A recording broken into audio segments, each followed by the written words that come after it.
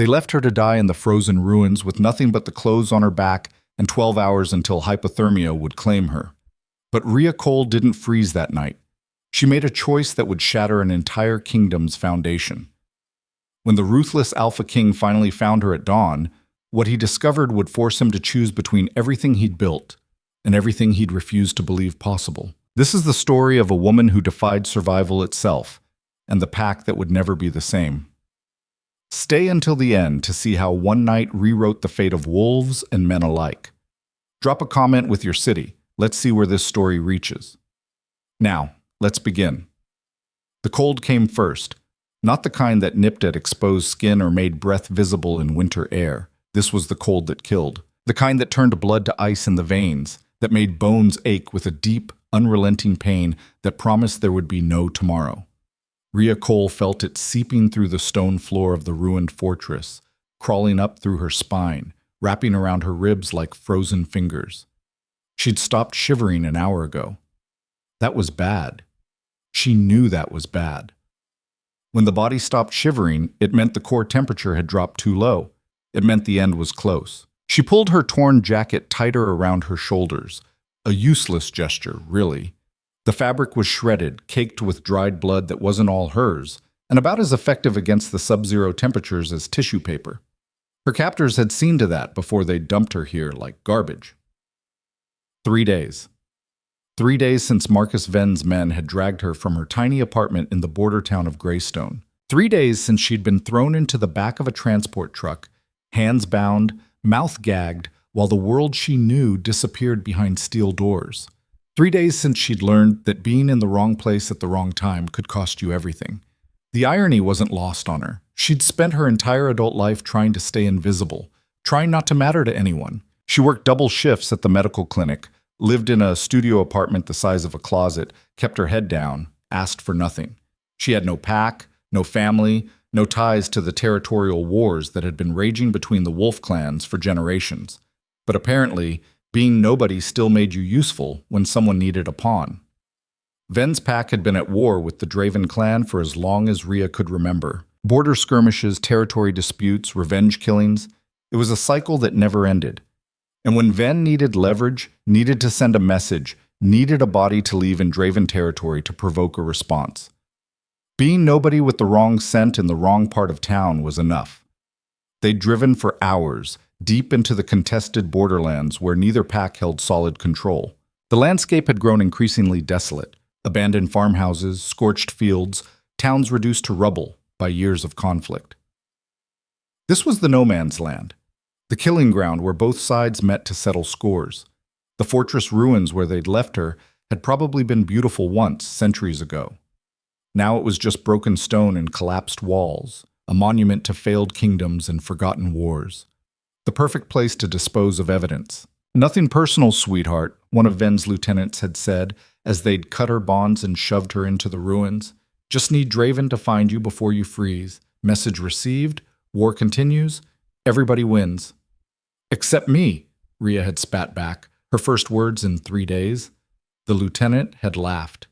"You were dead the moment we picked you up. This way. At least you're useful." They'd taken her coat, her shoes, her phone, left her with torn clothes and nothing else. The sun had been setting then, painting the snow-covered ruins in shades of orange and red that would have been beautiful if they hadn't been the last colors she'd expected to see. That was 8 hours ago. Now, in the deepest part of the night, Rhea sat with her back against a crumbling stone wall, trying to decide if she should make one last attempt to move. Her feet were numb, had been for hours. Her fingers were past the point of pain, moving into the dangerous numbness that preceded frostbite. Her thoughts were getting fuzzy around the edges, her vision blurring. This is it, she thought distantly. This is how it ends. Not with fanfare, not with meaning, just alone, in the dark, in a place no one would remember. Another casualty of a war she'd never been part of. She closed her eyes, and then she heard it. At first she thought it was the wind. The ruins were full of strange sounds. Stones settling, ice cracking, the whistle of air through broken walls. But this was different. This was crying. Weak, muffled, but unmistakably the sound of distress. Rhea's eyes snapped open. Her heart, which had been beating slow and sluggish, suddenly kicked against her ribs. Every survival instinct she had left screamed at her to ignore it, to conserve what little energy remained, to not waste her last moments on false hope or hallucinations. But she'd spent 5 years working in a medical clinic. She knew the sound of pain when she heard it. The crying came again, faint but persistent, echoing from somewhere deeper in the ruins. "Leave it," her rational mind insisted. "You can barely move. You have maybe 2 hours left before your core temperature drops too low to recover. Whatever's out there, it's not your problem." But her body was already moving. She didn't remember making the decision. One moment she was sitting against the wall, resigned to her fate, and the next she was on her hands and knees, crawling across the ice-slicked stone floor toward the sound. Every movement was agony. Her legs screamed in protest, muscles cramping from cold and disuse. Her hands left bloody prints on the stone where the ice had torn her skin. Her breath came in ragged gasps that sent white clouds into the frozen air. "Stupid," she muttered through chattering teeth. "This is so stupid." But she kept moving. The crying grew louder as she navigated through collapsed corridors and around piles of rubble. The fortress had been massive once. She could tell from the scale of the destruction. Now it was a maze of broken architecture and dangerous passages where the floor could give way without warning. The sound led her down, through a gap in the floor where stairs had once stood, into what must have been a lower level. The temperature dropped even further here, away from any ambient warmth. Ice coated the walls in thick sheets, reflecting her dim shape like a house of mirrors. And then she found them. The chamber had probably been a storage room, judging by the rotted remains of wooden crates in the corners. Now it was a tomb that hadn't quite claimed its victims yet. 12 pairs of eyes stared at her from the darkness. Rhea froze, her heart slamming against her ribs. For a moment, her oxygen-starved brain couldn't process what she was seeing. Then the details resolved, and understanding crashed over her like a wave of ice water. Wolf pups. 12 of them, huddled together in a far corner of the chamber, so small they couldn't have been more than a few weeks old. Their fur was matted with ice and filth, their tiny bodies shaking with cold and hunger. The crying she'd heard was coming from the smallest one, whose voice was barely a whisper now. "No," Rhea breathed. "No, no, no." She scrambled closer, her mind racing through impossibilities. What were they doing here? Where were their parents?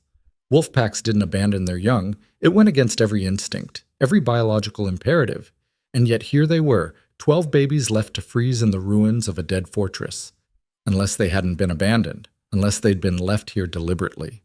Rhea's stomach twisted as the implications hit her. She knew the tactics of the pack wars, had treated enough casualties to understand the depths both sides would sink to.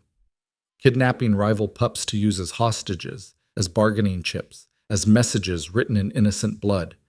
These weren't Ven's pups. They were Draven's. And someone had left them here to die, just like they'd left her. "Okay," Rhea whispered, forcing her numb brain to focus. "Okay, think. She should leave." The rational part of her mind stated it clearly. She was already dying. She had no resources, no way to help them. If she tried to stay, tried to do something, she would just die alongside them. At least if she saved her energy, tried to climb back up, maybe she could make it far enough from the ruins to be found. The smallest pup whimpered again, the sound so weak it was barely audible. Rhea looked down at her hands. They were blue-tinged, shaking, essentially useless. She looked at the pups. 12 tiny lives, already fading.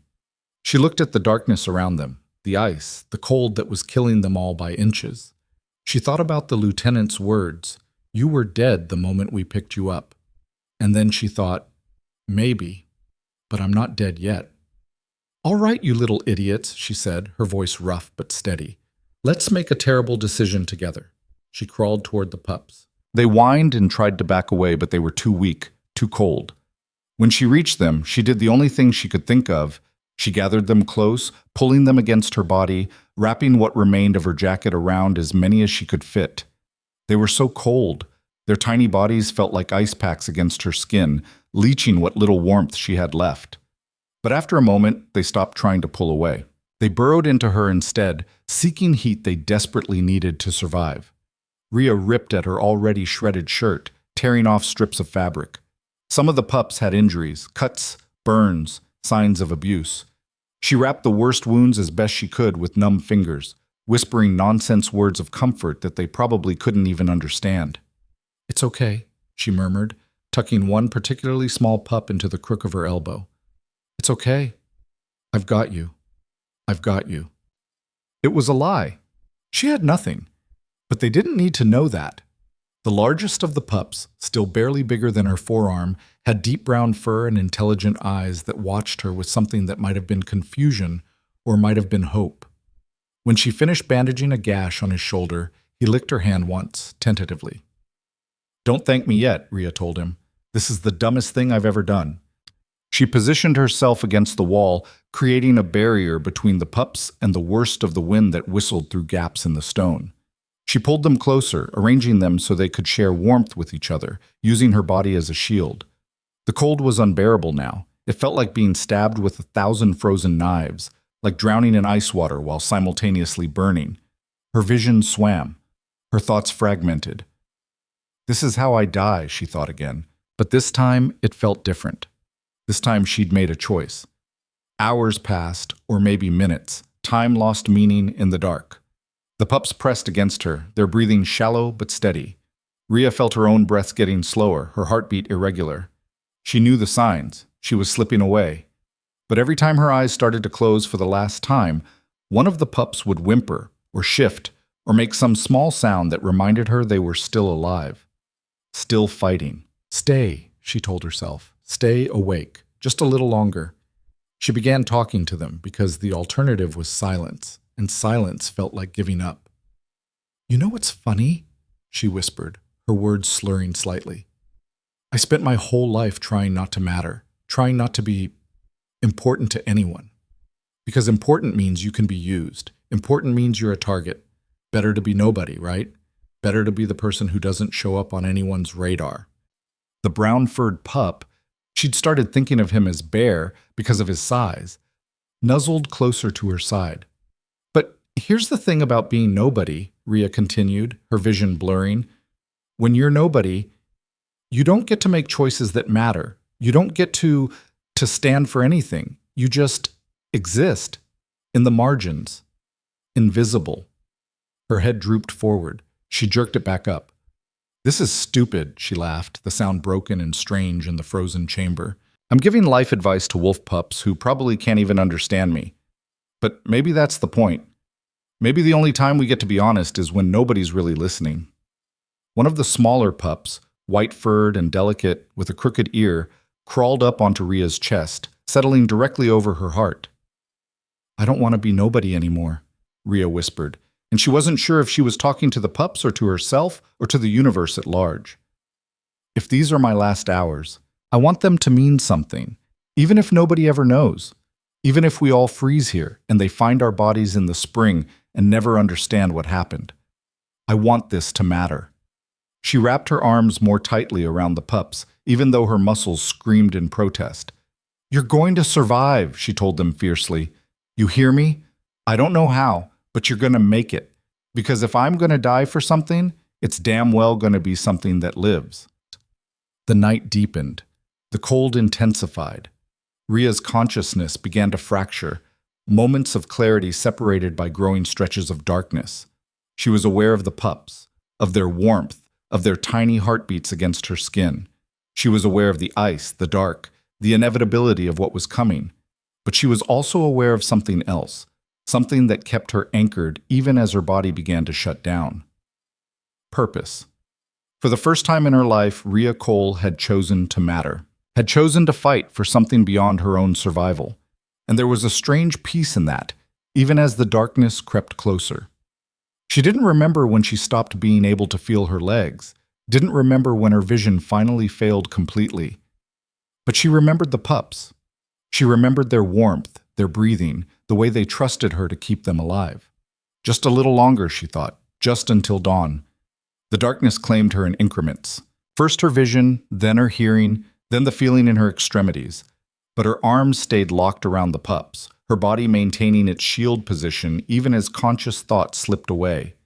Somewhere in the distance, she thought she heard footsteps, heavy boots on stone, voices sharp with command, but they felt like dreams, like hallucinations from a brain shutting down.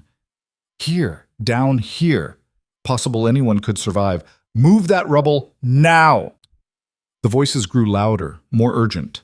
Light flickered at the edges of Ria's awareness. Torchlight, maybe, or flashlights.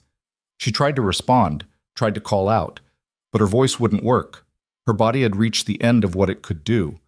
And then someone was there, in the chamber, and Ria felt rather than saw the way the air changed, felt the sudden tension, the shock. "Holy hell," a male voice breathed, rough and deep and utterly stunned. "Get the Alpha.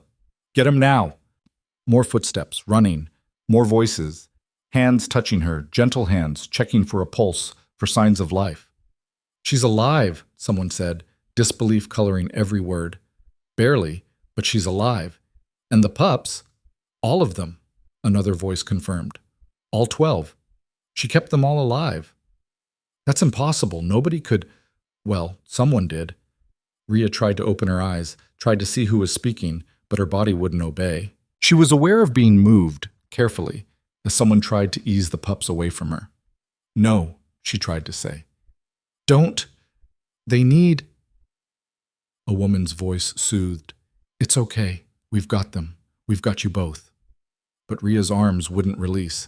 Even unconscious, even dying, her body maintained its protective hold on the pups it had fought so hard to save. "We can't separate them," someone said quietly. "Look at her grip. If we force it—" "Then we don't force it," the first male voice interrupted. Authority rang in every word. Someone used to being obeyed without question. "We carry her out with the pups, all of them together." "But sir, the Alpha—" "We'll have to deal with it. Move. Now. Before we lose her." Ria felt herself being lifted, felt the pups being carefully arranged to stay against her as large, strong arms carried her upward, toward light and air and warmth. She tried to hold on to consciousness, tried to understand what was happening, but the darkness was too strong.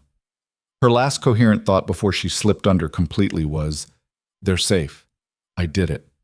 They're safe." And then there was nothing but black. When K.L. Draven received the emergency call, he was in the middle of a border negotiation that had taken 3 months to arrange, the kind of meeting where walking away early could restart a war. But when his second-in-command said there was a situation at the old fortress ruins, when he said it with that particular tone that meant drop everything, Kyle didn't hesitate. He'd been searching for those pups for 4 days. 4 days since Ven's pack had raided the eastern nursery in a coordinated attack that had killed 3 guards and scattered the young. 4 days of tracking, negotiating, threatening, and ripping through every contact he had in the borderlands trying to find them. His intel had suggested they'd been taken as hostages, to be used as leverage in territorial negotiations. The idea had made Kyl's blood boil, using pups, using babies as pawns. But at least it meant they were alive. At least it meant there was time to get them back. He'd sent teams to scour every inch of contested territory, had called in every favor he was owed, had made it clear that whoever had taken his pack's young would pay in blood and bone. He hadn't expected to find them in the ruins. He especially hadn't expected to find them with her. Kyl's SUV tore through the snow-covered landscape at speeds that would have been reckless if he'd been anyone else. But Kyle had been driving these roads since before he could legally hold a license, knew every curve and pothole, even in the dark. His hands were tight on the wheel, his jaw clenched. "What exactly did Marcus say?" he demanded, not taking his eyes off the road. From the passenger seat, his beta, Finn, consulted his phone. Direct quote, "You need to see this to believe it, and even then you won't believe it. That's not helpful." He also said all 12 pups are alive. Kale's foot pressed harder on the accelerator. "All of them?" "That's what he said, but Kyle—" Finn hesitated. "There's something else. There's a woman. A woman. They found her with the pups. Marcus thinks she's the one who kept them alive." Kale's mind raced through possibilities. One of Ven's pack? A traitor in his own? Some kind of trap? "Description?" he bit out. "He didn't give one, just said—" Finn glanced at his Alpha, his expression troubled. "He said she was dying to protect them." 20 minutes later, Kyle stood at the entrance to the fortress ruins, and for the first time in his life as Alpha, he felt his control waver. The ruins were crawling with his people, guards, medics, trackers, all moving with military precision to secure the area and tend to casualties. But all of that faded into background noise the moment Kael saw what Marcus had meant. They'd set up emergency heating lamps in the main chamber, trying to create a pocket of warmth. In the center of it, wrapped in thermal blankets and surrounded by medical personnel, was a scene that would have been impossible to believe if Kael hadn't seen it with his own eyes.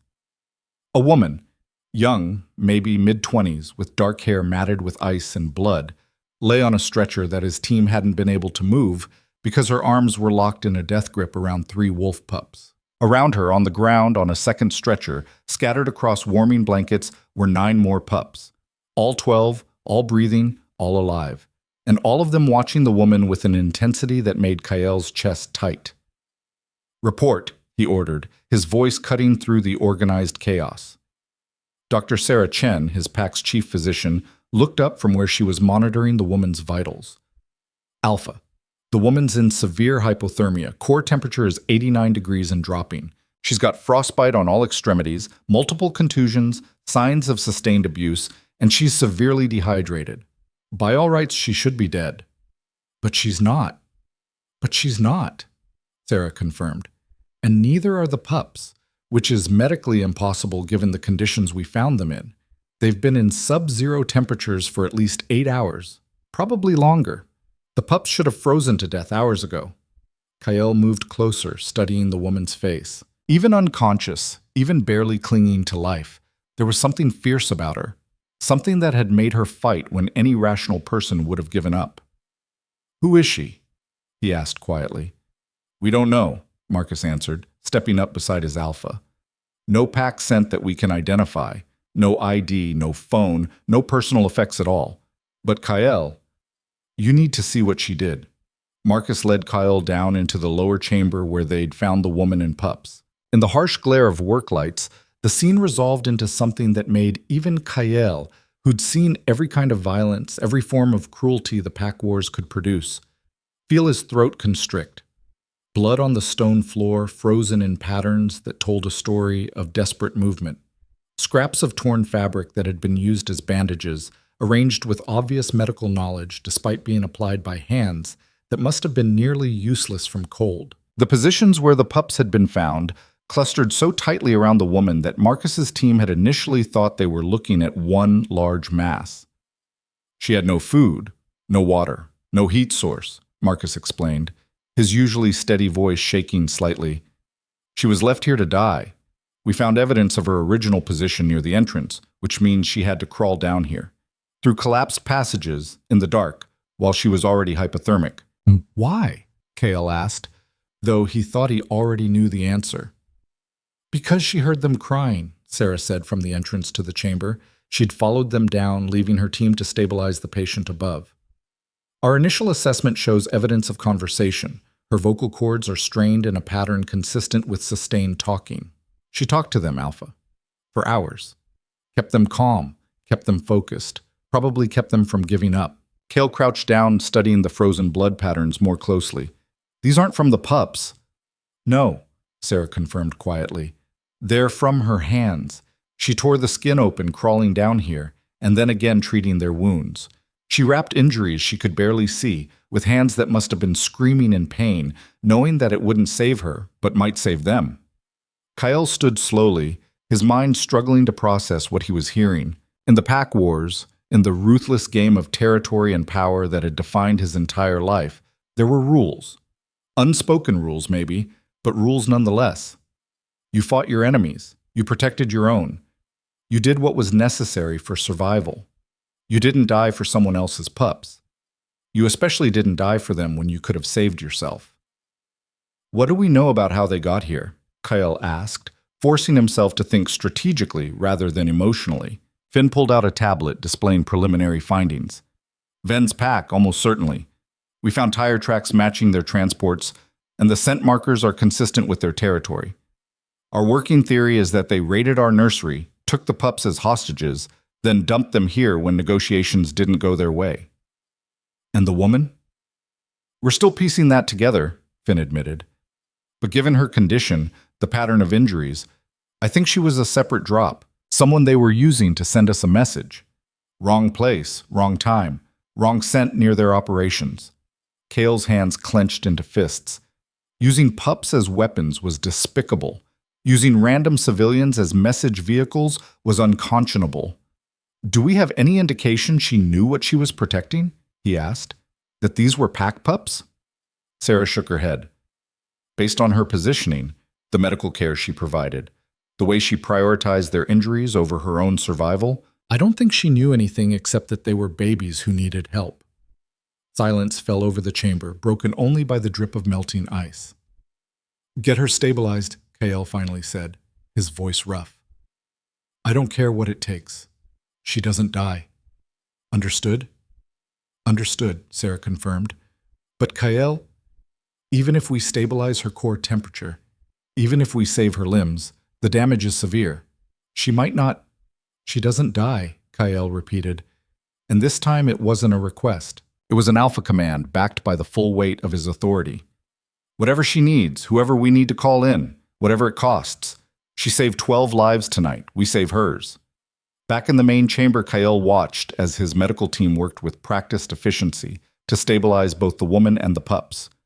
But what caught his attention, what made him pause mid-order, was the way the pups reacted when someone tried to move them farther from the woman. They whined. They cried. The largest one, the brown-furred male that Kael recognized as Bear, one of his brother's pups, actually growled, a sound so small it would have been comical if the situation wasn't so serious. They won't settle unless they can see her, Sarah reported, frustration evident in her voice. We've tried separating them for examination, but their stress levels spike immediately. The smallest one actually stopped breathing until we put her back within line of sight. Kael studied the scene with new eyes. The pups weren't just grateful. They'd bonded. In the space of one horrific night, they'd imprinted on this stranger who'd chosen to die rather than abandon them. Then don't separate them, he said. Set up a medical suite that can accommodate all 13. Whatever you need to make that happen. That's highly irregular. So is surviving the impossible, Kael countered. She kept them alive through sheer force of will. The least we can do is respect that bond while we try to save them all. As his team scrambled to implement the new orders, Kael found himself drawn back to the woman's side. Up close, he could see details he'd missed before. The way her jaw was set, even in unconsciousness, as if she was still fighting. The calluses on her hands that spoke of hard work. The faded scars on her arms that suggested a life that hadn't been easy even before tonight. Who are you? He murmured, not expecting an answer. And what were you thinking? Sir? Marcus appeared at his elbow. We need to make a decision about next steps. The pups are stable enough to transport, and the woman needs a hospital facility beyond what we can provide here. Take them to the main compound, Kael ordered. Full medical lockdown, round-the-clock care. No one in or out without my direct authorization. Marcus hesitated. The council will have questions about bringing an unknown civilian into our stronghold, about the resources we're dedicating to. The council can take it up with me directly, Kael said coldly. Anyone who has a problem with saving the life of the woman who saved our pups can say it to my face. As the transport team began carefully moving the stretchers, preparing for the journey back to pack territory, Kael caught Finn's eye. His beta was watching him with an expression Kael couldn't quite read. What? Kael demanded. Nothing, Finn said carefully. It's just, I've never seen you like this. Like what? Uncertain. Kael wanted to argue, wanted to snap back with the kind of commanding certainty that had made him alpha, but Finn was right. He was uncertain. Because nothing about this situation made sense. Nothing about this woman made sense. She shouldn't have survived. She shouldn't have tried. Every logical instinct should have told her to save herself, to leave the pups, to make the smart choice. Instead, she'd made the impossible one. And in doing so, she'd created a debt Kael didn't know how to repay. Get everyone ready to move, he finally said. And Finn, find out everything you can about her. Who she is, where she came from, why Ven targeted her. I want answers. You think she's connected to something bigger? Kael looked at the woman being carefully loaded into the transport, the pups arranged around her in a protective circle. I think, he said slowly, That anyone willing to die for 12 strangers in the middle of a war zone is either incredibly brave or incredibly foolish. Either way, she's ours now, whether she knows it or not. The convoy rolled out 30 minutes later, a heavily armed escort surrounding the medical transport that carried 13 lives that shouldn't have survived the night. Kyle rode in the lead vehicle, his mind already working through the political complications this would create. The council would be furious. His enemies would see it as weakness. The packs would talk, speculate, create stories about the alpha who'd gone soft over a random human woman. Let them talk. Cale Draven had built his reputation on making hard choices, on doing what was necessary regardless of cost. Tonight, the necessary choice was simple. The woman who'd saved his pack's young would live. Everything else was just details. But as the fortress ruins disappeared behind them, as dawn began to break over the snow-covered borderlands, Cale couldn't shake the feeling that this wasn't the end of the story. It was just the beginning. And somewhere in the medical transport behind him, wrapped in thermal blankets and surrounded by the pups she'd refused to abandon, Rhea Cole's heart continued to beat. Slow, but steady. Fighting. Surviving. Just like she'd done for the past 8 hours. Just like she'd probably been doing her entire life. The sun rose over the mountains, painting the snow in shades of gold and pink. In the fortress ruins, ice began to melt, dripping from ancient stone like tears. The cold that had tried to claim 13 lives retreated before the warmth of a new day.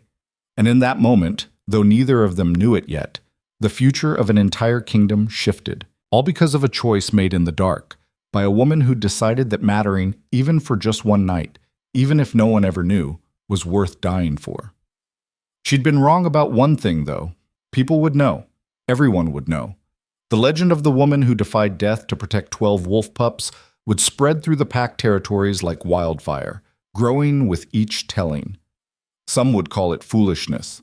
Some would call it heroism. Cale would eventually call it something else entirely. But that story, that reckoning, was still hours away. For now, there was only the dawn and the miracle of 13 heartbeats that had survived the impossible night.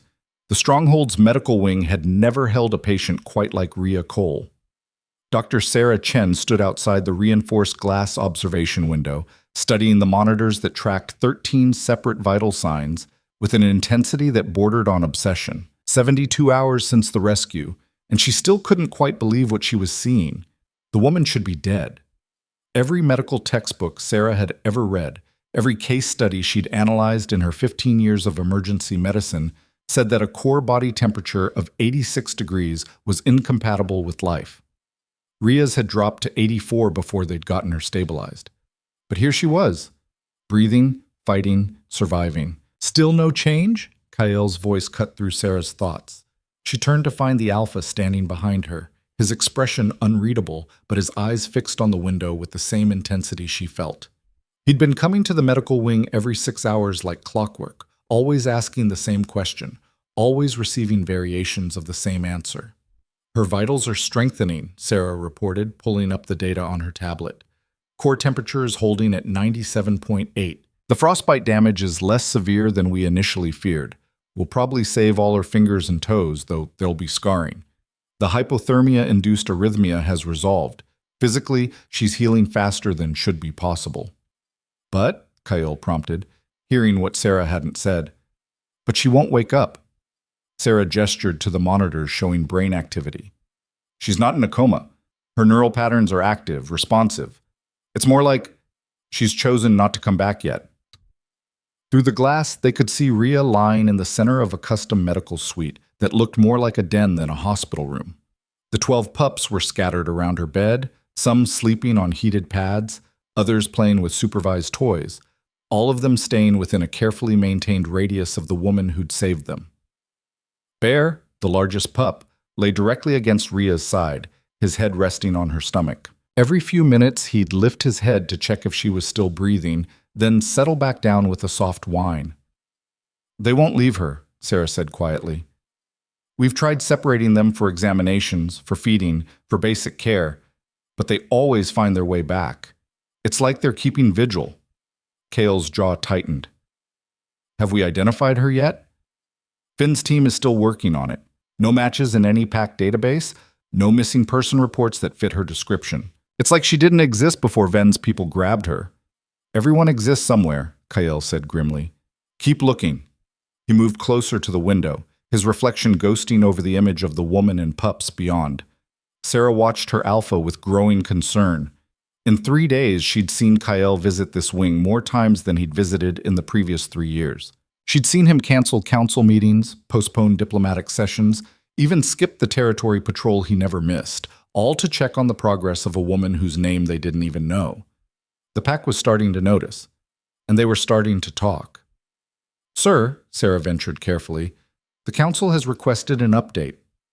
They're asking questions about resource allocation, about security protocols, about why we're keeping an unknown civilian in the heart of pack territory." "Tell the council," Kyle said without looking away from the window, "that their concerns are noted and dismissed. With respect, Alpha, I don't think that's going to satisfy them much longer. Elder Marcus has been particularly vocal about Elder Marcus can voice his concerns directly to me, as can anyone else who has a problem with my decisions." Kale's tone left no room for argument. "This woman saved 12 of our pack's young. She did it knowing she would die, expecting nothing in return. That makes her pack, whether she knows it or not." Sarah wisely said nothing, because what could she say? That the Alpha was right to honor a debt? That he was wrong to let emotion guide strategy?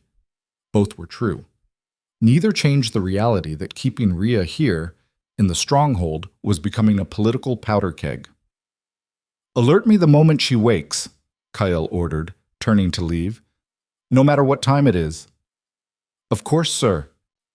Sarah waited until the Alpha's footsteps faded down the corridor before returning to her tablet. She pulled up the file Finn's intelligence team had started on their mysterious patient. It was frustratingly sparse.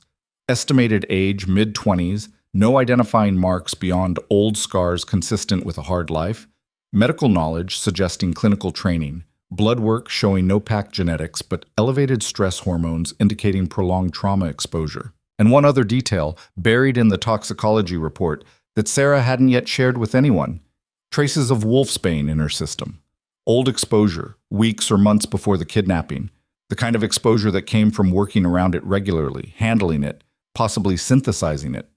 Wolfsbane was used in 3 contexts: medicine, poison, or pack suppression. Given Rhea's apparent medical background, it could be innocent, or it could be evidence of something far more complicated. Sarah closed the file and looked through the window again. The woman sleeping peacefully among the pups didn't look like a threat. She looked like someone who'd made an impossibly selfless choice and paid for it with everything she had. But Sarah had been a pack doctor long enough to know that appearances could be deceiving, and that the most dangerous enemies often came wearing the faces of heroes. Inside the medical suite, Rhea Cole floated in darkness that felt less like unconsciousness and more like a deliberate retreat. She was aware, in a distant way, of her body healing, aware of the monitor's beeping steady rhythms, of hands checking her vitals, of voices discussing her condition in medical terms she half understood. But mostly, she was aware of the pups. She could hear them breathing, could sense them moving around her bed like small satellites orbiting a dying star. Sometimes one would cry, and she'd feel the absence of her own arms, the inability to reach out and comfort them. Other times they'd play, and the sound of their joy would pull at something deep in her chest. They'd survived. That was what mattered. "But you can't hide in here forever," a voice in her head whispered. It sounded like her own, but sharper, more honest. "Eventually you'll have to wake up, and when you do, you'll have to face what you've done." Because Rhea knew, even in this half-conscious state, that saving those pups had changed everything. She'd made herself visible in the worst possible way, to the pack wars, to the territorial conflicts, to the dangerous people who ruled this brutal world. She'd made herself matter. And now she'd have to live with the consequences. The decision to wake up came not from choice, but from necessity. On the 4th day, one of the smaller pups, the white-furred female with the crooked ear, started coughing. Wet, rattling sounds that even in sleep, even buried deep in healing darkness, Rhea recognized as dangerous. Her eyes opened. The medical suite swam into focus slowly, details resolving in stages. White ceiling, soft lighting, banks of monitors displaying information she couldn't quite process yet.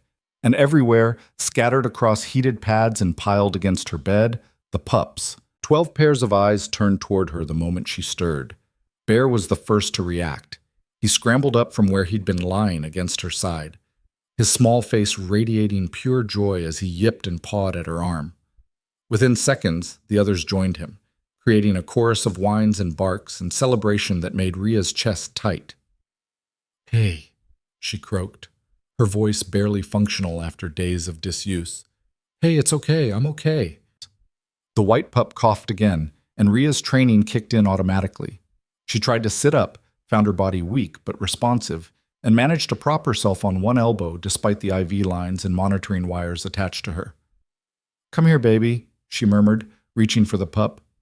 "Let me see you." The door to the suite burst open before Ria could examine the pup properly. A woman in medical scrubs rushed in, her eyes wide with shock. "You're awake," Dr. Chen breathed. "Don't move. You've been unconscious for 4 days. Your body needs time to—" "This one's sick," Ria interrupted, her focus entirely on the pup in her hands. She could feel the elevated temperature through its fur, could hear the fluid in its lungs. "Pneumonia, maybe, or respiratory infection. Has she been examined?" Sarah blinked, thrown by the question. "All the pups have been under constant medical supervision.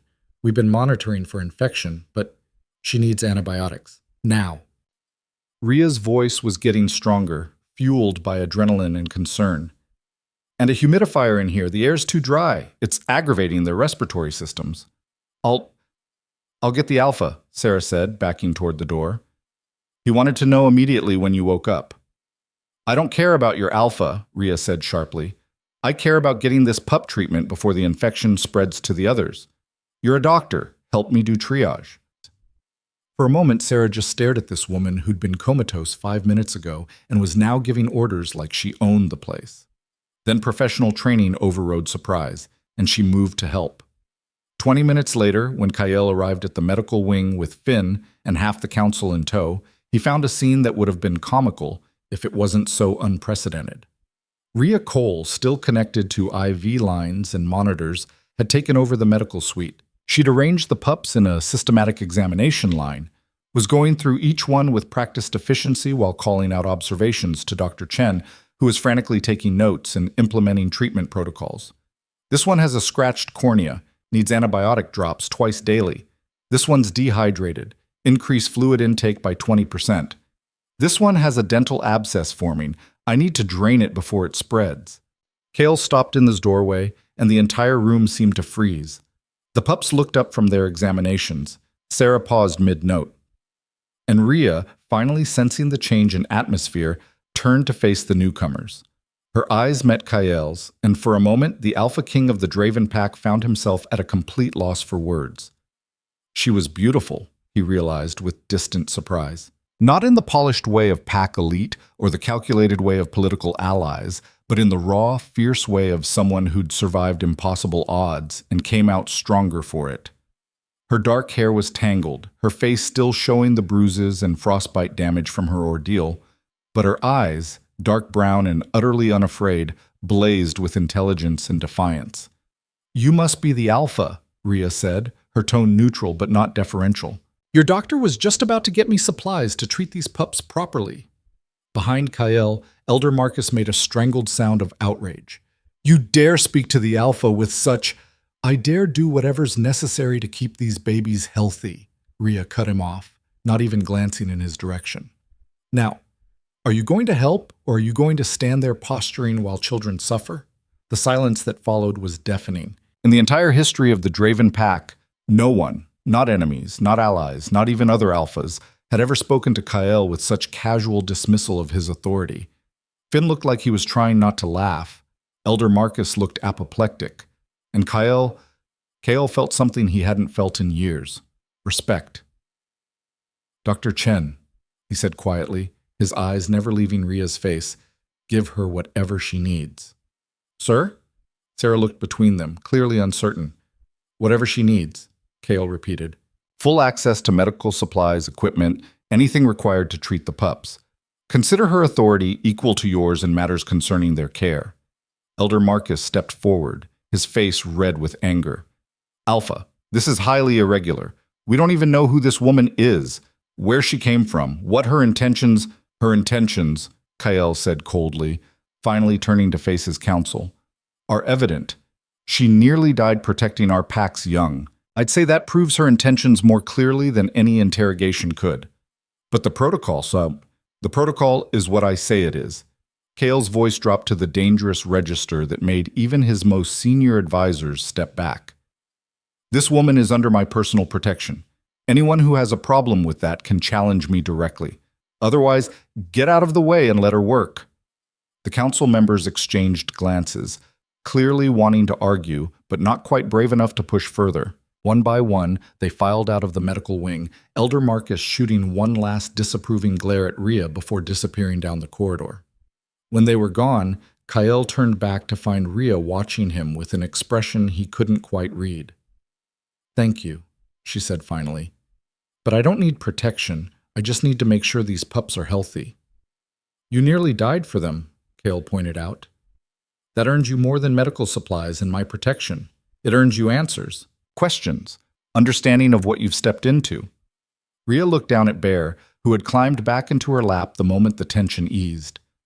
"I didn't step into anything. I was thrown into it. There's a difference."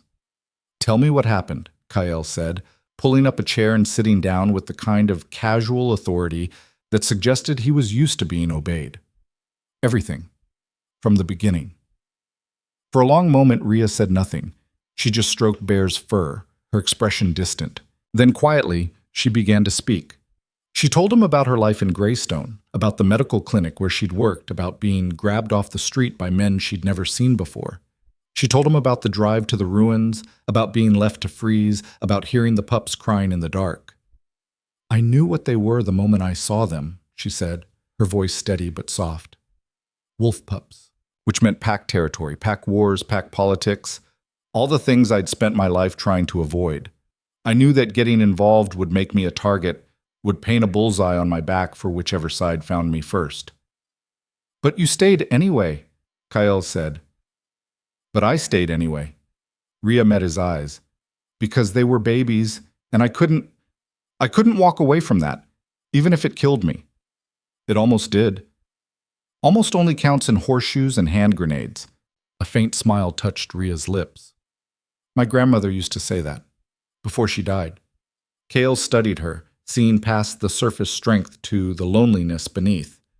"You have no pack, no family." "No." Rhea's smile faded. "I have work. I have survival. That's enough." "Is it?" The question hung in the air between them, weighted with implications neither was quite ready to address. Before Rhea could answer, the white pup coughed again, and the moment broke. "I need to start her on treatment," Rhea said, shifting back into clinical mode. "And I need to establish a proper care schedule for all of them. They've been through trauma. The physical wounds will heal, but the psychological damage will take longer." "Whatever you need," Kael said, standing. "You have full access to our resources. Dr. Chen will assist you." He moved toward the door, then paused. "One more thing. My intelligence team has been trying to identify you for 4 days. We found nothing. No records, no history, no digital footprint beyond a basic work profile at the Greystone Clinic. It's like you were deliberately erased." Rhea's expression didn't change, but Kael saw her shoulders tense slightly. "Some people prefer to stay invisible. It's safer that way." "Not anymore," Kael said quietly. "You saved our pack's young. That makes you visible whether you like it or not. The question is, what are you going to do about it?" He left before she could answer, but his words echoed in the medical suite long after he'd gone. The next 3 days passed in a blur of medical routines and growing tension. Rhea threw herself into caring for the pups with single-minded intensity, establishing treatment protocols, monitoring recovery, and slowly nursing them back to full health. Dr. Chen worked alongside her, and despite initial skepticism, the pack doctor found herself impressed by Rhea's knowledge and instincts. "You have formal training," Sarah observed one evening as they finished evening rounds. "Where did you study?" "Here and there," Rhea deflected. "I worked at a clinic for 5 years. You pick things up." "You pick up advanced pediatric care and trauma medicine from a border town clinic?" Sarah's tone was skeptical, but not unkind. Rhea looked up from where she was checking Bear's healing shoulder wound. What do you want me to say? That I went to medical school, that I have credentials and certifications and a proper background? I don't. I have experience, and I have results. If that's not good enough, it's good enough, Sarah interrupted gently. I'm just curious about you, about where you came from. Why does everyone keep asking me that? Rhea's frustration broke through her careful control.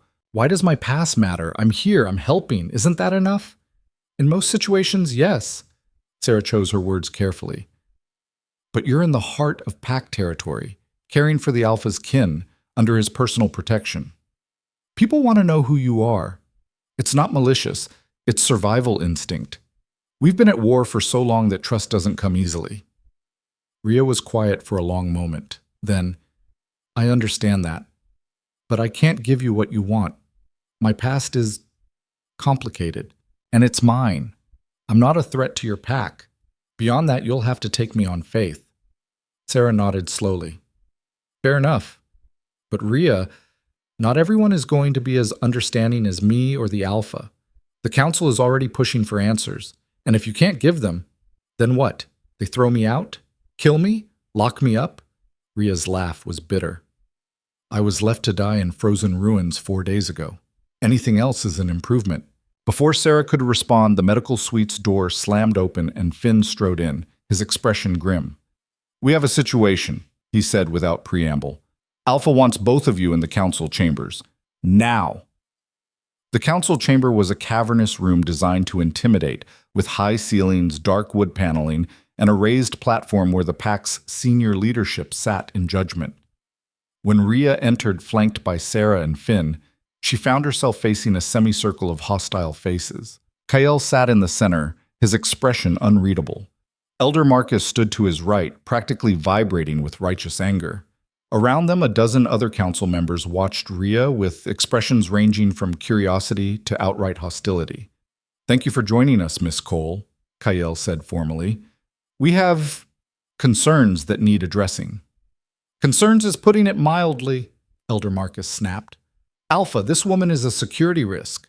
We've investigated her background. There's nothing there. No records, no history, no way to verify anything she's told us. For all we know, she's a plant from Ven's pack, a spy sent to infiltrate our stronghold. By nearly dying to protect our pups? Kael's tone was dry. That seems like an unnecessarily complicated infiltration strategy. Desperate times call for desperate measures, another council member interjected. Ven has used honey traps before. What better way to gain your trust than to stage a dramatic rescue? Rhea felt anger rising in her chest, hot and sharp. Stage a rescue? I had frostbite so severe I almost lost my fingers. My core temperature dropped to levels that should have killed me. You think I did that for some elaborate spy game? We think, Elder Marcus said coldly, that we have no idea what you're capable of, because we know nothing about you, and that makes you dangerous. Then let me leave, Rhea shot back. I never asked to be here. I never asked for protection or resources or any of this. Give me my clothes and point me to the nearest exit. I'll walk out right now and you'll never see me again. You can't leave, Kael said quietly, and something in his tone made the entire room go still. Excuse me? The pups have bonded to you. Kael's eyes met hers, and Rhea saw something almost apologetic in their depths. Removing you now would cause them psychological trauma. They've already lost their parents, their home, everything familiar. You're the only stability they have. So I'm a prisoner, Rhea said flatly. You're a guest under protection, Kael corrected. But yes, effectively you can't leave until the pups are stable enough to handle your absence. Rhea laughed, the sound harsh in the formal chamber. Unbelievable. I save your pack's children and my reward is being trapped here, interrogated by hostile strangers, treated like a criminal. You are being treated with far more respect than an unidentified civilian with no pack allegiance deserves, Elder Marcus interrupted. The Alpha has shown you extraordinary consideration. The least you can do is answer our questions honestly. I have answered honestly. Then explain the wolfsbane. Sarah's quiet voice cut through the rising argument. Explain why our toxicology reports show repeated exposure to a substance primarily used in pack suppression and warfare. The room went dead silent. Rhea felt the blood drain from her face. "I'm a medical professional," she said carefully. "Wolfsbane has legitimate therapeutic uses in small doses. It's not unusual for someone in my field to handle it." "In controlled medical facilities, perhaps," Sarah agreed. "But the concentration in your system suggests regular, sustained exposure over months. That's not consistent with occasional medical use." "Are you accusing me of something specific, doctor?" Rhea's voice was ice. "Because if you are, I'd appreciate you saying it directly instead of dancing around implications." Sarah glanced at Kyle, who nodded slightly. "We're asking," she said carefully, "if you have connections to any pack suppression groups, anti-wolf organizations, human supremacy movements." "No?" The word came out flat, final. "I have no connections to any of that." "Then where did the exposure come from?" Elder Marcus demanded. Rhea looked around the chamber at the hostile faces, at the trap closing around her. She could tell them the truth, that she'd worked in a clinic that occasionally treated refugees from pack territories, that Wolfsbane was used to help humans who'd been exposed to pack violence, that her exposure was incidental and innocent. But she'd learned long ago that the truth was often more dangerous than silence. "That's none of your business," she said instead. The chamber erupted in outrage. Council members shouted over each other, demanding answers, calling for her removal, suggesting increasingly extreme measures. Through it all, Kyle sat silent, watching Rhea with an intensity that made her skin prickle. Finally, he raised one hand and the room fell silent. "Enough," he said quietly. "Miss Cole, I understand your reluctance to share your past, but you must understand our position. We're at war. We've lost people, good people, to infiltration and sabotage. We can't afford to take risks, no matter how noble someone's apparent actions." "So what do you want from me?" Rhea asked tiredly. "Blood oath? Truth serum? A signed confession that I'm exactly what I appear to be, someone who got caught in the wrong place at the wrong time and made the mistake of caring about children?" "I want you to stay," Kael said, and the simple statement shocked everyone in the room. "I want you to continue caring for the pups until they're healthy. I want you to accept protection until we can verify that Ven's pack isn't looking for you. And I want you to give us time to trust you, the same way we're asking you to trust us. And if I refuse, then the pups suffer." Kael's expression was implacable. "And you walk out of here with no resources, no protection, and a target on your back from every pack that hears about what you did. Because make no mistake, word is already spread. The woman who saved 12 pups in the frozen ruins is becoming a legend. That makes you valuable. And valuable things get hunted." Rhea felt the trap close completely. She could see the calculation in Kael's eyes, the chess move he'd just made. He'd positioned things so that leaving would mean abandoning the pups she'd nearly died for. And he knew, somehow he knew, that she couldn't do that. "You're manipulating me," she said quietly. "I'm protecting my pack," Kael corrected, "and offering you the same protection. Take it or leave it. But make your choice now." For a long moment, Rhea stood frozen, anger and frustration warring with the practical reality of her situation. She could refuse, could walk out, could try to disappear again into the anonymous margins of border town life. But the pups needed her. And despite everything, despite the hostility, the suspicion, the trap she'd walked into, she couldn't abandon them. "Fine," she said finally. "I'll stay. Until the pups are healthy, but after that I'm gone and you don't get to stop me." "Agreed," Kael said. "You have my word." The council members exchanged uncertain glances, clearly unhappy with the arrangement but unwilling to challenge their alpha's decision directly. Elder Marcus looked like he wanted to argue, but Kael's expression made it clear the matter was closed. "This meeting is adjourned," Kael announced. "Miss Cole will return to the medical wing under guard. Council, you're dismissed." "Oh." As the chamber emptied, Rhea found herself face to face with Kael one more time. "You should know," he said quietly, "that I don't fully trust you either." "Good," Rhea replied. "That makes two of us. But I do believe you care about those pups, and that's enough. For now." "For now," Rhea agreed. She turned to leave, but Kael's voice stopped her. "One more thing. The smallest pup, the white female with the crooked ear. She's responding well to treatment, but doctor, Chen thinks she'll have permanent respiratory issues. She'll need long-term care, possibly for the rest of her life. Rhea felt her heart clench. I know. I've been monitoring her progress. The pack can provide that care, Kyle said. But it would be easier if someone who already understands her condition was involved. Someone she trusts. Are you asking me to stay permanently? I'm asking you to consider it. After the pups are healthy, after you've decided you can trust us, consider staying, not as a prisoner, as pack. Rhea stared at him, trying to read the Alpha King who held her fate in his hands. Was this genuine? Or another manipulation? Did it even matter? I'll think about it, she said finally. It was the most honest answer she could give. Back in the medical wing, surrounded by sleeping pups and the steady beep of monitors, Rhea finally allowed herself to feel the full weight of what had just happened. She'd been interrogated, accused, trapped, and offered a future she'd never imagined wanting. And the worst part? She was actually considering it. Bear padded over to her, climbing into her lap with the easy trust of youth. Rhea stroked his fur automatically, her mind racing through impossible choices and uncertain futures. She'd spent her entire life trying to stay invisible, trying not to matter. But in one frozen night, she'd thrown all of that away. She'd made herself visible. She'd made herself matter, and now she had to live with what that meant. What do you think? She whispered to Bear. Should I stay? The pup yawned and settled more comfortably in her lap, as if the answer was obvious. Maybe it was. Outside the medical wing, in the darkened corridors of the stronghold, forces were already moving. Elder Marcus made a private call to allies who shared his concerns. Finn compiled intelligence reports on every person named Rhea Cole in the border territories. And somewhere in Ven's territory, a scout delivered news that would change everything. The woman who'd been left to die in the ruins was alive. She was in Draven's stronghold, and she'd done the impossible. She'd earned the Alpha King's protection. The war was about to get much more complicated.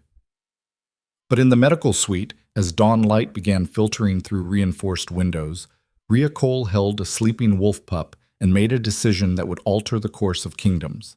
She would stay, not forever. Not yet. But long enough to see this through. Long enough to make sure these 12 lives she'd saved had a chance to thrive. Long enough, perhaps, to figure out what it meant to finally stop running. The pup in her arms stirred, made a small sound of contentment, and settled back into sleep. And for the first time in years, Rhea felt something she'd almost forgotten existed. Hope. Hope, as it turned out, had terrible timing. The attack came 6 days after Rhea agreed to stay, on a morning so ordinary that she would later marvel at how quickly peace could shatter into chaos. She was in the medical suite doing routine checkups when the alarm sounded, a deep resonating horn that made the pups scatter in panic and sent ice shooting through Rhea's veins. Through the reinforced windows, she could see the stronghold exploding into coordinated movement as warriors flooded the courtyard, weapons drawn, taking defensive positions with the precision of a unit that had drilled for this moment 1,000 times. Sarah burst through the door, her face pale. We need to move you, now.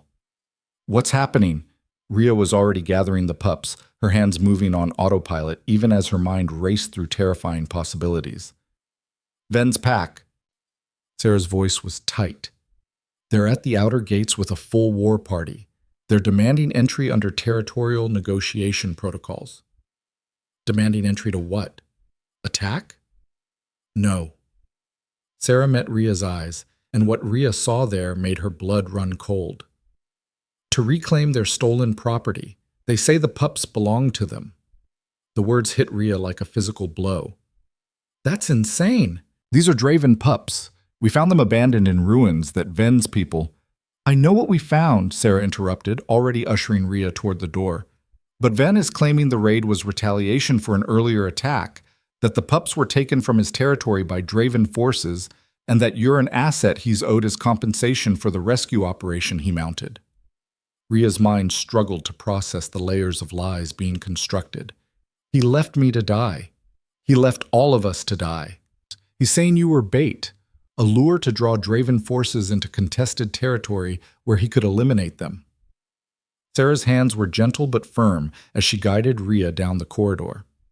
It's all propaganda, all political maneuvering, but under pack law, if he can prove chain of custody, he gets the pups back. Ria's voice went flat.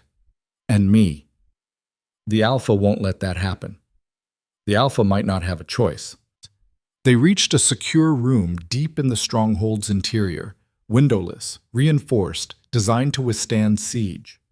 Ben was already there with a security detail, his expression grim as he supervised the installation of additional monitoring equipment. "Seal her in," he ordered. "No one in or out without the Alpha's direct authorization." "Wait." Ria pulled against Sarah's guiding hand. "Where's Kael? What's he doing?"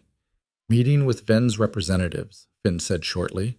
"Trying to resolve this before it becomes an incident." "It's already an incident." Ria's frustration boiled over. "Finn, you know what happened in those ruins. You saw the evidence. Ven left us to die and now he's claiming we belong to him? That's not politics, that's insanity." "That's war," Finn corrected, his tone not unkind. "And in war, truth is whatever story people believe. Ven's been spreading his version of events for 6 days. He's got allies backing his claim, witnesses who will testify to anything he needs, documentation that looks legitimate enough to create reasonable doubt.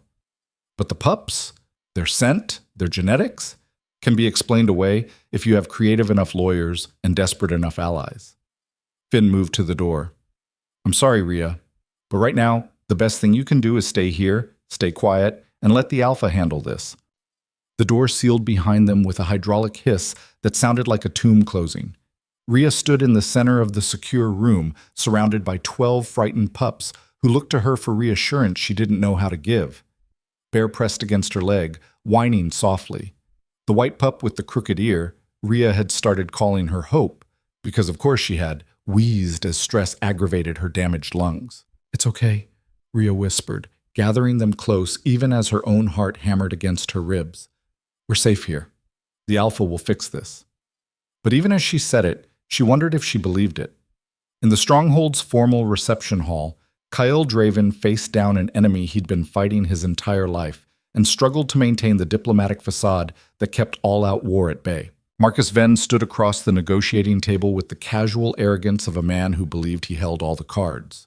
He was older than Kyle by 15 years, scarred from decades of territorial conflicts, with cold eyes that had watched too many people die and felt nothing. Behind him, his lieutenants radiated barely controlled violence. "Let's skip the pleasantries, Draven," Venn said, his voice carrying the rasp of a lifetime smoker. "You have property that belongs to me. I want it back." "Property?" Kyle's tone was ice. "You mean the 12 pups we found abandoned in ruins, left to freeze to death in sub-zero temperatures?" "I mean the 12 assets that were recovered from contested territory following a legitimate tactical operation." Venn leaned forward, his smile predatory. "Along with the female asset who was part of that same operation. Her name is Ria Cole, and she's not an asset. She's a person under my protection.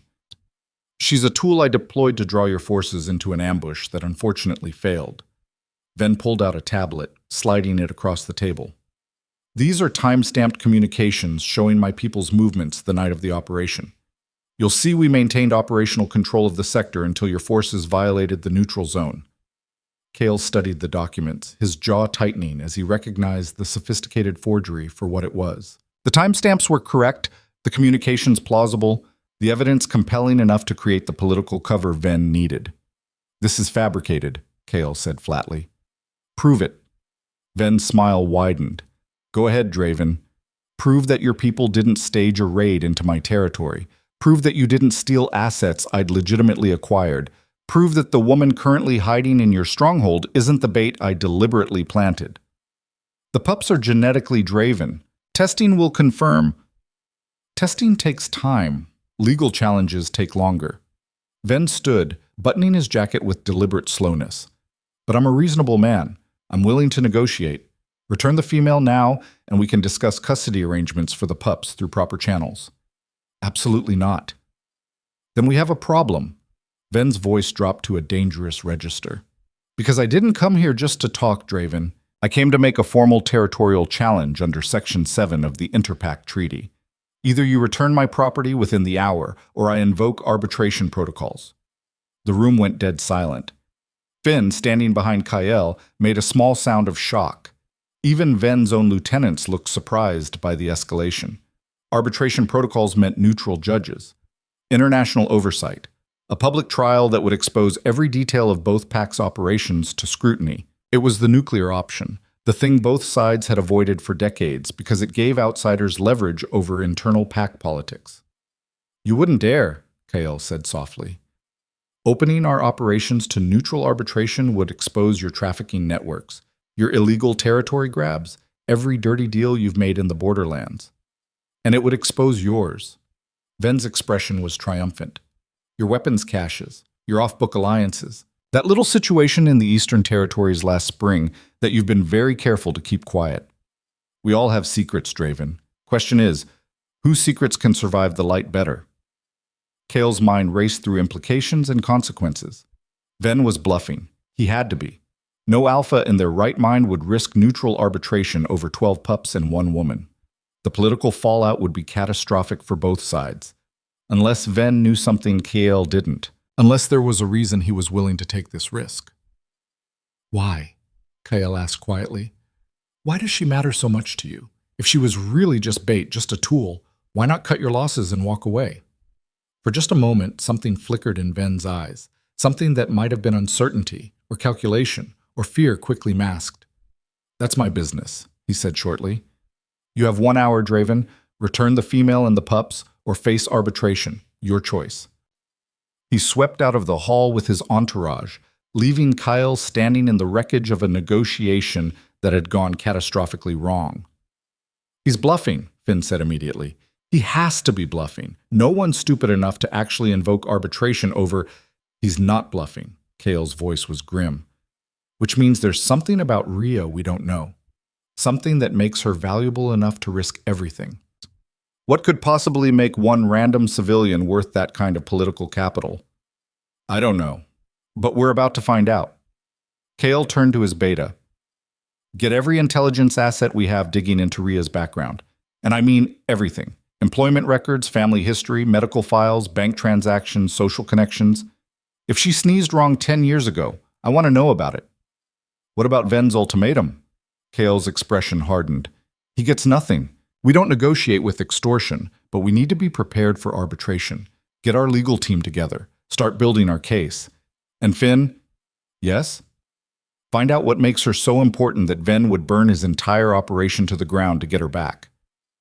In the secure room, Rhea was slowly going insane from the combination of enforced isolation and screaming instinct that something was very wrong. The pup sensed her anxiety and fed off it, growing increasingly restless as the minutes ticked by.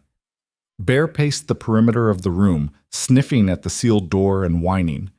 Hope's breathing had deteriorated, the stress triggering an asthma-like response that made Rhea's medical training scream warnings. She'd tried the door, tried the communications panel, tried everything she could think of to get information, to understand what was happening beyond these walls. But the room was designed to be impenetrable from both sides, and all she could do was wait. When the door finally unsealed 3 hours later, Rhea was on her feet instantly, positioning herself between the pups and whoever was coming through. It was Kael. But the Alpha King who entered the secure room looked different from the composed leader Rhea had been dealing with for the past week.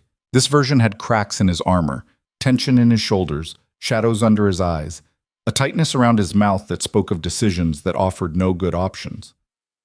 "We need to talk," he said without preamble, "and you need to tell me the truth. All of it, right now." "About what?" Rhea kept her voice steady despite the fear coiling in her stomach. "About why Marcus Ven is willing to risk international arbitration to get you back." Kael moved into the room, and even the pups seemed to sense his barely controlled intensity, shrinking back. "About what makes you so valuable that he'd expose his entire operation, burn political capital he's spent decades accumulating, and threaten war over one woman." Rhea felt the blood drain from her face. "I don't know what you're talking about." "Don't lie to me. Not now." Kael's voice was quiet, but carried an edge that made Rhea's survival instincts flare. "I've protected you, given you resources, shelter, trust, even when my counsel said I was being foolish. But I can't protect you from something I don't understand. So I'm asking one more time, what aren't you telling me?" For a long moment, Rhea said nothing. She could feel the weight of the choice pressing down on her, could see the paths branching out from this moment like a tree of possible futures. Tell the truth and risk everything. Keep lying and risk worse. I worked at a clinic in Greystone, she said finally, her voice barely above a whisper. But that's not all I did. Keep going. Ria took a shaky breath. 5 years ago, I was recruited by an underground network. People who helped victims of pack violence escape. Humans caught in territorial disputes. Witnesses who needed to disappear. Refugees fleeing war zones. We provided medical care, false identities, safe passage to neutral territories. Kale's expression didn't change, but Ria saw his hands clench. You ran an anti-pack resistance cell. We ran a humanitarian operation. Ria's own anger flared to match his. We saved people who would have died in your wars, your territorial pissing matches, your endless cycle of revenge and retaliation. We didn't attack anyone. We just gave innocent people a way out. Using wolfsbane to suppress pack scent, forging documents to hide people from legitimate authorities, operating in direct violation of inter-pack treaties. Kael's voice was deadly calm. That's not humanitarian aid, Ria. That's espionage. Call it whatever you want. We saved lives. And Ven found out. Understanding dawned in Kael's eyes. That's why he grabbed you, not for leverage against me, for leverage against your network. Ria's silence was confirmation enough. How many people did you help escape from Ven's territory? Kael demanded. I don't know. Dozens. Maybe more. And where are they now? Safe. Hidden. Living normal lives far away from pack politics and violence. Kael laughed, the sound harsh and bitter. You think they're safe. You think Ven won't use you to track every single person you helped, to pull apart your entire network, to make examples that will terrify anyone else who thinks about running? He can't, Ria said with more confidence than she felt. The network is compartmentalized. I only knew my cell, my contacts. Even if he breaks me, he gets maybe a dozen names. It's worth everything to him. Kael cut her off. Because it's not about the people you saved. It's about the message. Ven rules through fear, through the certainty that escape is impossible, that resistance is futile, that his reach is infinite. Your network undermined that. Every person you helped get away was proof that his power has limits. That's what he can't allow to stand. Ria felt sick. You never thought about consequences beyond your immediate mission. Kael's tone softened slightly, but the words still cut. You saw people suffering and you helped them. That's admirable. It's also incredibly naive. In pack territories, every action has ripples. Every choice affects dozens of other choices. You can't just save one person without considering how that salvation impacts everyone else. So what was I supposed to do? Ria's voice cracked. See people dying and do nothing? Follow your rules, respect your territories, let innocent people become casualties of wars they never chose? You were supposed to understand the world you were operating in. Kael's control finally slipped, his voice rising. You were supposed to recognize that helping one person might doom 10 others when Ven cracked down in retaliation. That saving a few might trigger reprisals that killed hundreds. That your small, righteous victories might have enormous, bloody costs. The words hung in the air between them, heavy with truth that Ria didn't want to acknowledge. Did they? She asked quietly. Did my network cause reprisals? Kael was silent for a long moment. Then, 3 months ago, Ven discovered one of your safe houses in the eastern borderlands. 27 refugees hiding there, waiting for transport to neutral territory. He burned it to the ground with everyone inside. Ria's legs gave out. She collapsed against the wall, her vision swimming, bile rising in her throat. No, that's not... I would have heard... It was covered up as a gas leak, tragic accident. No pack involvement, no political implications. Kael's voice was gentler now, but relentless. Ven made sure the real story stayed buried.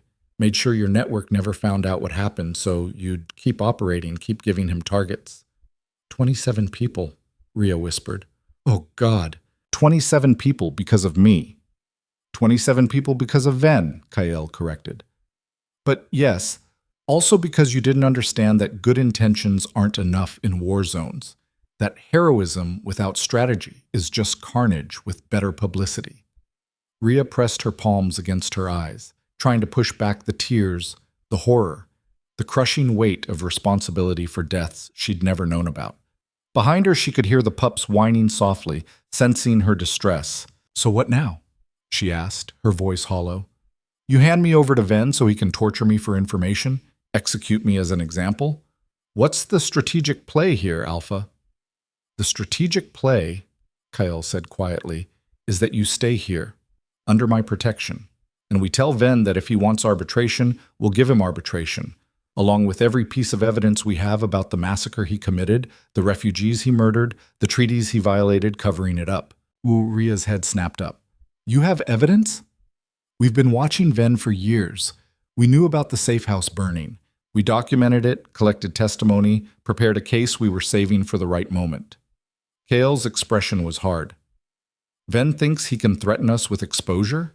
He has no idea what we're willing to expose about him. But if it goes to arbitration, your network is already compromised," Kale said bluntly. "Ven knows enough to hunt them down whether you cooperate or not. The question is whether we use what we know to protect the survivors, or let Ven continue operating unchecked." "And the price for your protection?"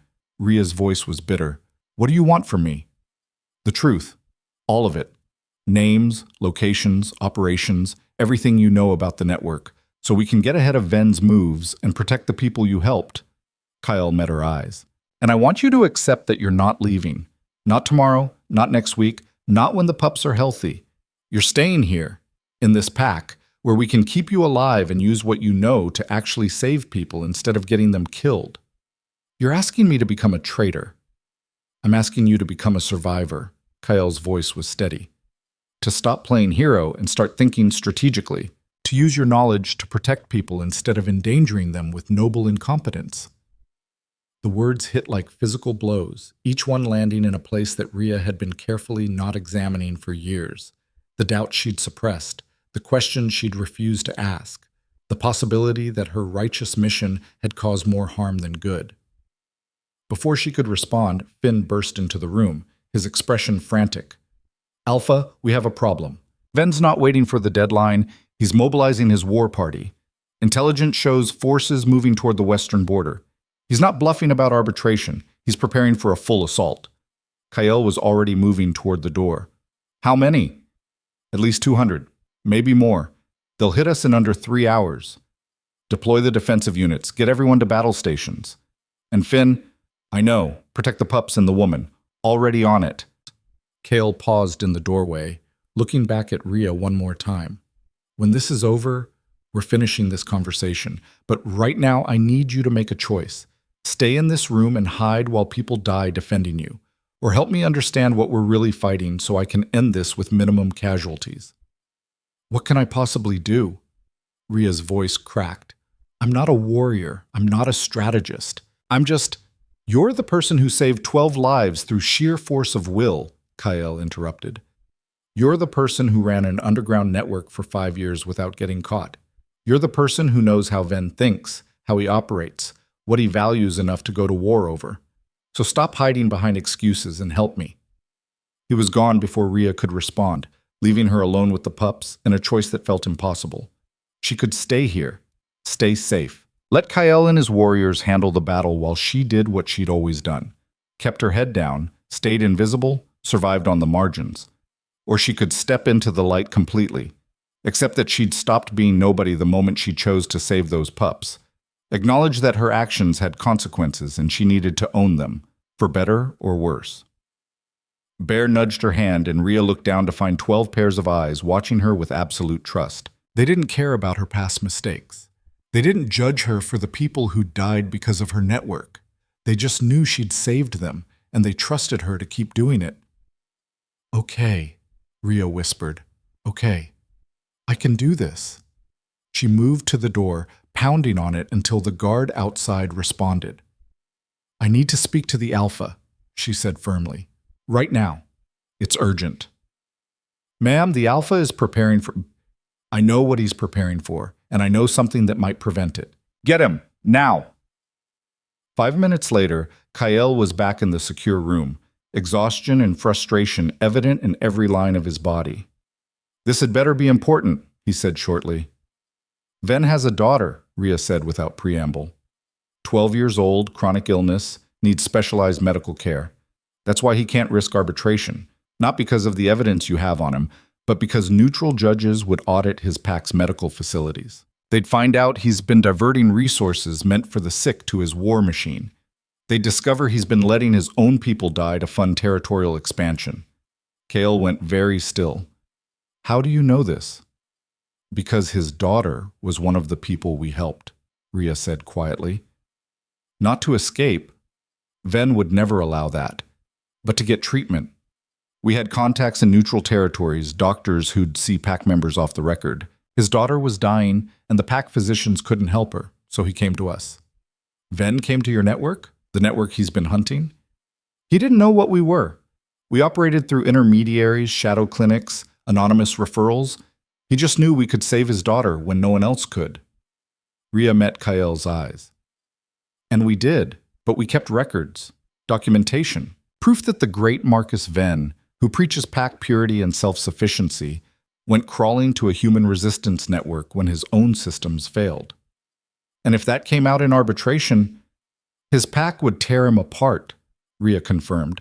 "They'd see him as weak, compromised, a hypocrite who violated every principle he claims to uphold. He'd lose everything." Kael stared at her, and Ria could see the calculations running behind his eyes. The political leverage, the strategic opportunity, the way this single piece of information changed the entire equation. "Where are the records?" he asked. "Hidden, safe, accessible only to me." "Can you get them?"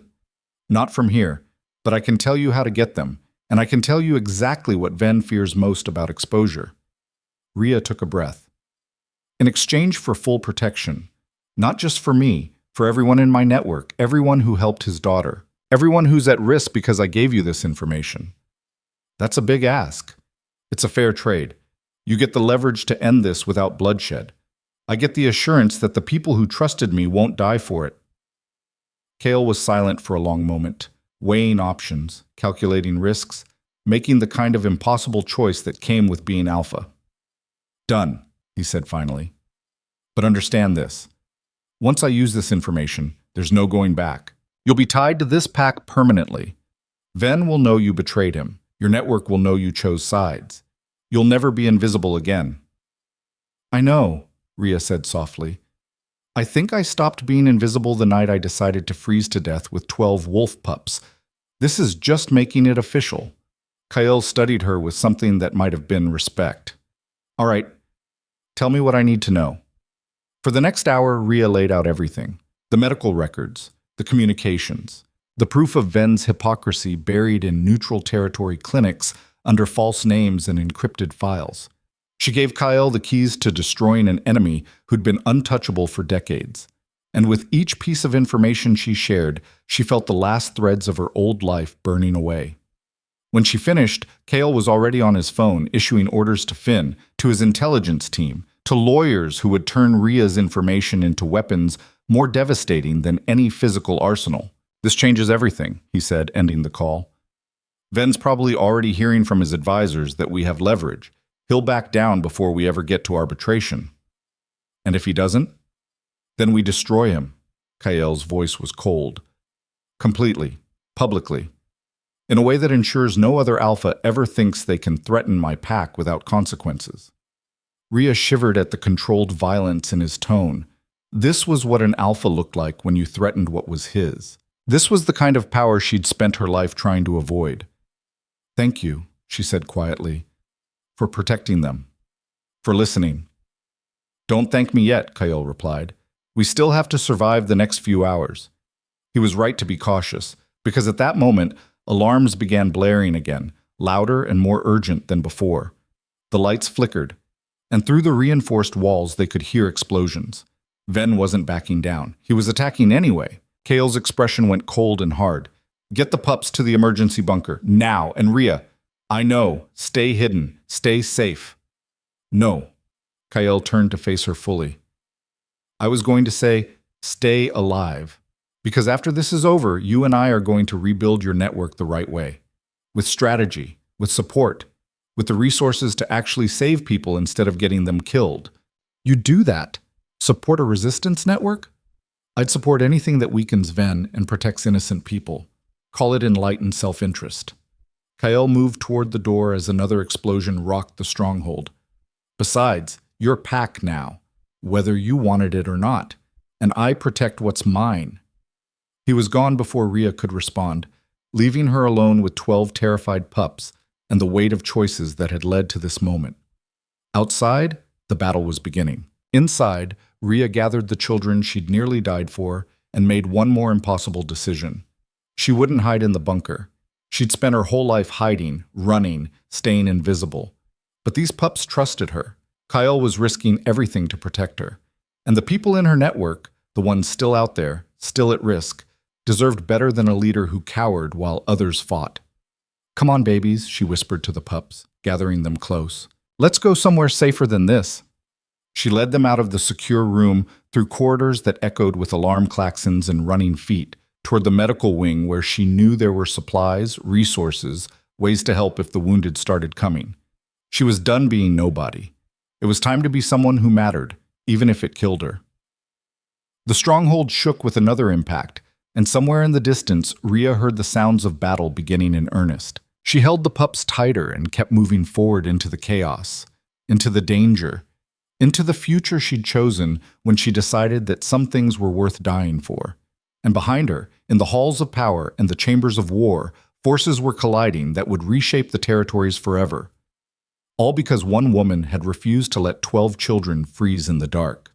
The medical wing was chaos incarnate when Rhea arrived with the pups. Wounded warriors flooded through the doors in waves, some walking, some carried, all bleeding from injuries that ranged from minor to catastrophic.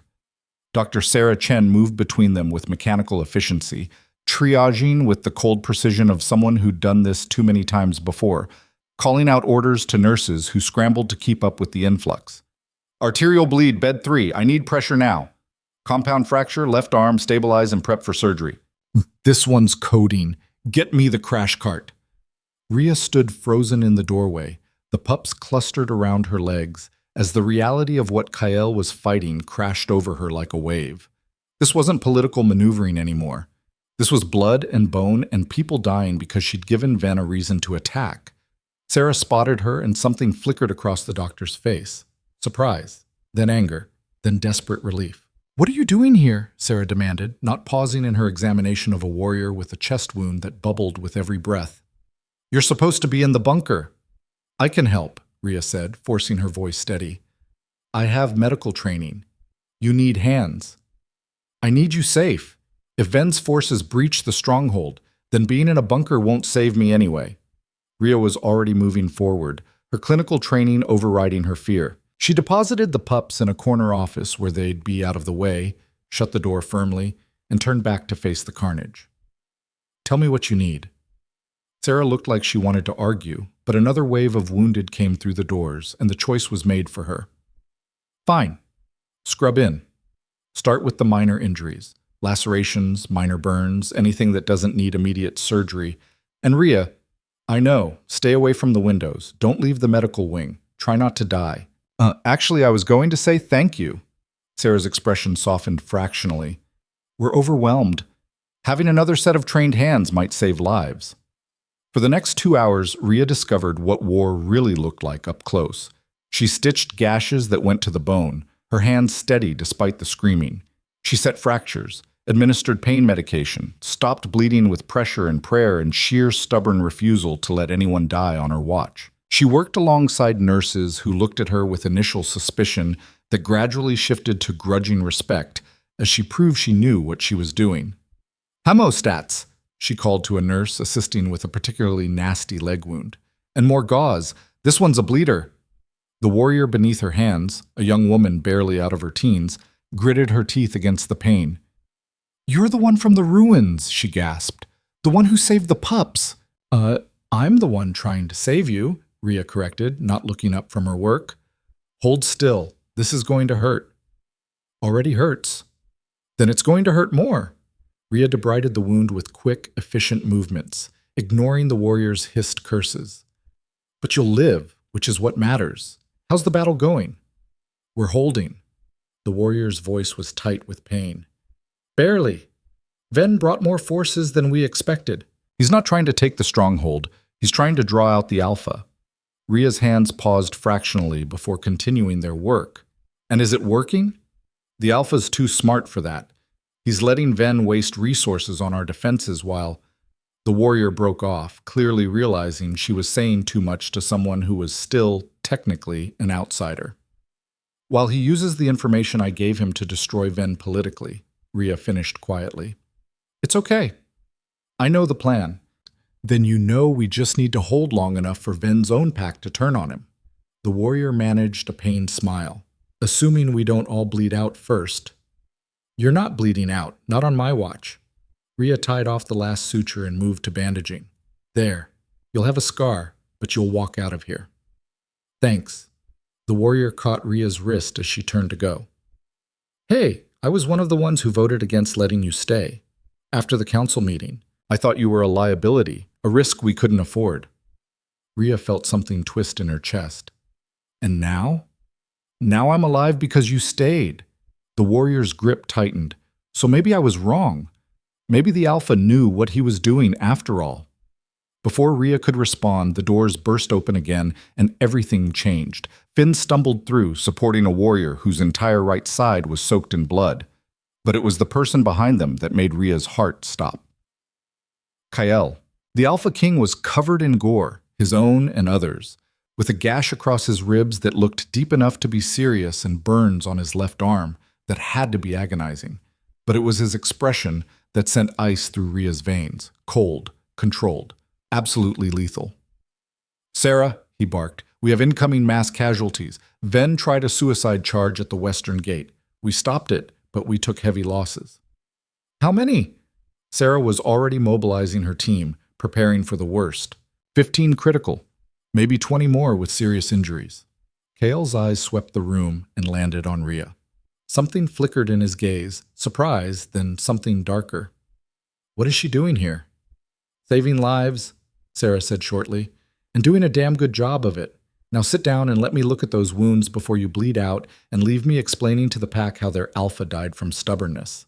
I don't have time. Make time. Sarah's voice carried the authority of a doctor who'd known Kyle since he was a pup and wasn't intimidated by his title. You're no good to anyone if you collapse from blood loss. Ria, take the Alpha, examine him, clean those wounds, and call me if anything looks life-threatening. Sarah, I don't think... That's an order, Alpha. Sarah was already moving to the critical cases being wheeled in. Ria knows what she's doing. Let her work. Kale looked like he wanted to argue, but another explosion rattled the stronghold and he grimaced, the movement pulling at his injuries. Fine, but make it fast. Ria led him to a treatment bay in the corner, trying to ignore the way every eye in the medical wing tracked their movement. She could feel the weight of judgment, curiosity, calculation. The mysterious woman treating the wounded Alpha. The story would spread through the pack within hours. Shirt off, she said clinically, pulling on fresh gloves. I need to see how bad the damage is. Kale complied, moving with the careful precision of someone trying not to show how much pain they were in. When the ruined shirt came away, Ria had to suppress a sharp intake of breath. The gash across his ribs was deep, angry, definitely going to need stitches. The burns were second degree, blistering and weeping. And there were at least a dozen other smaller injuries, cuts, bruises, what looked like a knife wound on his shoulder that had been hastily field-dressed and was bleeding through the bandage. You should be in surgery, Ria said flatly. I should be on the battlefield. Kale's jaw was set. Just patch me up enough to get back out there. Absolutely not. You go back out like this, you'll be dead in an hour. Then you'd better work fast. Ria met his eyes, seeing the exhaustion beneath the determination, the weight of command that wouldn't let him rest while his people were dying. She recognized that look. She'd seen it in her own mirror often enough. Fine, she said, but you follow my orders while you're on this table. I don't care if you're the Alpha King. In here, I'm in charge of keeping you alive. Something that might have been amusement flickered across Kyle's face. Noted. She worked in focused silence, cleaning wounds, debriding damaged tissue, stitching with hands that didn't shake despite the intimacy of touching the alpha's bare skin. Kale remained still under her ministrations, his breathing controlled, his eyes tracking the chaos of the medical wing. "You shouldn't be here," he said quietly as Rhea started on the burns. "This wasn't part of the deal. I protect you, you stay safe." The deal changed when people started dying because of information I provided. Rhea didn't look up from her work. "I couldn't hide in a bunker while warriors bled out because there weren't enough hands to save them. Noble, also stupid. Funny, I was thinking the same thing about you going back to the battlefield with injuries that would sideline most warriors for weeks. I don't have the luxury of being sidelined." "Neither do I." Rhea finally met his eyes. "Like it or not, I'm part of this pack now. You said so yourself.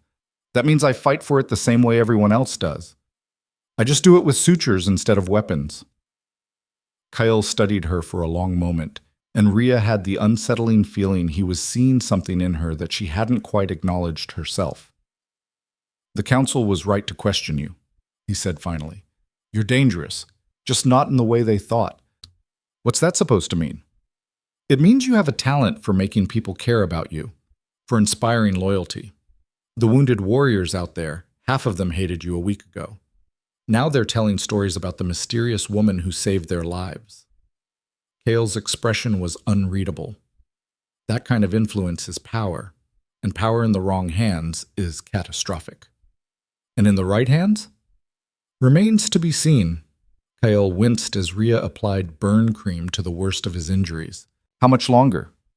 Until you're ready to fight again? 12 hours minimum, with rest and medication?" "I have 30 minutes, maybe less." "Then you're going to die out there, and all of this—" Rhea gestured to her work, to the medical wing, to everything they'd been fighting for, "will be for nothing." Before Kyle could respond, Finn appeared at the treatment bay, his expression grim. "Alpha, we have a situation. Ven's calling for parley." The medical wing went quiet. Even the wounded stopped their groaning to hear what came next. "Parley." Kale's voice was flat. "After launching a full assault on our stronghold. He's claiming the attack was unauthorized. Says rogue elements in his pack acted against his orders." Finn's tone made it clear what he thought of that excuse. He wants to negotiate a ceasefire before more lives are lost. "He's stalling," Rhea said suddenly. Both men turned to look at her. "He knows you have leverage on him. He's trying to buy time to consolidate power, to prepare his pack for what's coming when the truth gets out." "Or he's genuinely trying to prevent more bloodshed," Kale countered. "Do you really believe that?" Kale was silent for a moment, then, "No, but I have to consider the possibility. If there's a chance to end this without more casualties—" "There isn't." Rhea's voice was certain. "I know Ven. I've seen how he operates. He doesn't negotiate from weakness. This is a trap." "You can't know that." "I can, because I know what he's protecting." Rhea took a breath. "His daughter's treatment, it wasn't just medical care. We helped her because she was being poisoned by her own father." The silence that followed was absolute. "Explain," Kyle said, his voice deadly quiet. "Ven's daughter has a genetic condition that makes her resistant to pack hierarchy. She can't submit to alpha authority. It's literally impossible for her biology." Rhea's hands had stopped their medical work, trembling slightly as she spoke. In most packs, that would make her an outcast but not a threat. But Ven saw it differently. He saw a daughter who could never be controlled, never be used for political alliances, never fit into his plans. So he started poisoning her. Slow, careful doses of toxins that mimicked illness. "That's monstrous," Finn breathed. "That's Ven." Rhea's voice was hard. "We figured it out when she came to our clinic. The symptoms didn't match any known condition, but they matched deliberate poisoning. We treated her, documented everything, and kept her alive when her own father wanted her dead. And if that comes out in arbitration," Kale's eyes widened with understanding, "his pack won't just remove him from power, they'll execute him for violating every sacred law about protecting young." Rhea met Kyle's gaze. "That's what he's really afraid of. That's why he launched this attack. He's not trying to reclaim property or save face. He's trying to kill me before I can testify." Kale was on his feet instantly, ignoring Rhea's protests about his injuries. "Finn, reject the parley offer, and get me a secure line to the neutral territories. I want those medical records Rhea mentioned verified and distributed to every pack authority we can reach within the hour. Sir, if we do that, we're committing to total war with Ven. There's no walking back from that kind of exposure. Good. Kael's expression was ice. I want him to know what's coming. I want him to feel the walls closing in. And I want every warrior in his pack to understand that their alpha tried to murder his own daughter for political convenience. Finn saluted and disappeared. Kael turned back to Rhea, and for a moment she saw something in his face that looked almost like respect. You saved his daughter's life, he said quietly, even knowing what he was, what he'd done. She was a child, Rhea said simply. What he did to her wasn't her fault. She deserved a chance to live. And now she's going to be the weapon that destroys him. Poetic justice. Rhea's smile was bitter. Though I doubt she'll see it that way. An alarm blared before Kael could respond, a different tone from the battle alerts, sharp and urgent. Breach, someone shouted. Ven's forces have breached the southern perimeter. The medical wing erupted into controlled chaos. Sarah started barking orders, preparing for the wave of casualties that would inevitably follow. Warriors who could still walk grabbed weapons, moving to defensive positions, and Kael, half-treated and still bleeding, headed for the door. Wait, Rhea caught his arm. You're not ready. I'm never going to be ready by your standards, Kael said, but his tone was gentle. But my pack needs me. They need to see their alpha standing between them and the enemy. Then at least take this. Rhea shoved a combat medical kit into his hands. Field dressings, coagulants, enough to keep you alive until you can get back here. And Kael, he paused, looking back. Don't die, Rhea said, the words coming out more vulnerable than she'd intended. I didn't work this hard on those sutures just to have you ruin them by getting yourself killed. Something shifted in Kael's expression, something warm and dangerous and entirely too complicated for a moment in the middle of a battlefield. I'll do my best, he said. Then he was gone, taking half the mobile warriors with him. The next hour was the longest of Rhea's life. She worked mechanically, treating the wounded as they came in, trying not to think about what was happening beyond the medical wing's walls, trying not to imagine Kael bleeding out somewhere while his half-stitched wounds tore open, trying not to calculate how many people were dying because she'd given Ven a reason to attack. And then suddenly, everything changed. The doors slammed open and a group of warriors entered, but these weren't Draven's people. They wore Ven's colors, moved with Ven's training, and at their center, Marcus Ven himself. The medical wing froze. Sarah's hand went to the alarm, but Ven raised both hands in a gesture of peace. I'm not here to fight, he said, his voice carrying across the shocked silence. I'm here to talk to her, his eyes locked on Rhea, to the woman who destroyed everything I built. Rhea felt every eye in the room turn to her, felt the weight of the moment, the danger, the impossible choice forming. She could run, should run. Ven was here, in the stronghold, probably planning to kill her before the truth could spread further. But running was what the old Rhea would have done. The invisible one, the one who didn't matter. The new Rhea, the one who'd chosen to freeze with 12 pups, the one who'd betrayed her network to save lives, the one who'd stitched an alpha's wounds while a war raged around her. That Rhea stepped forward instead.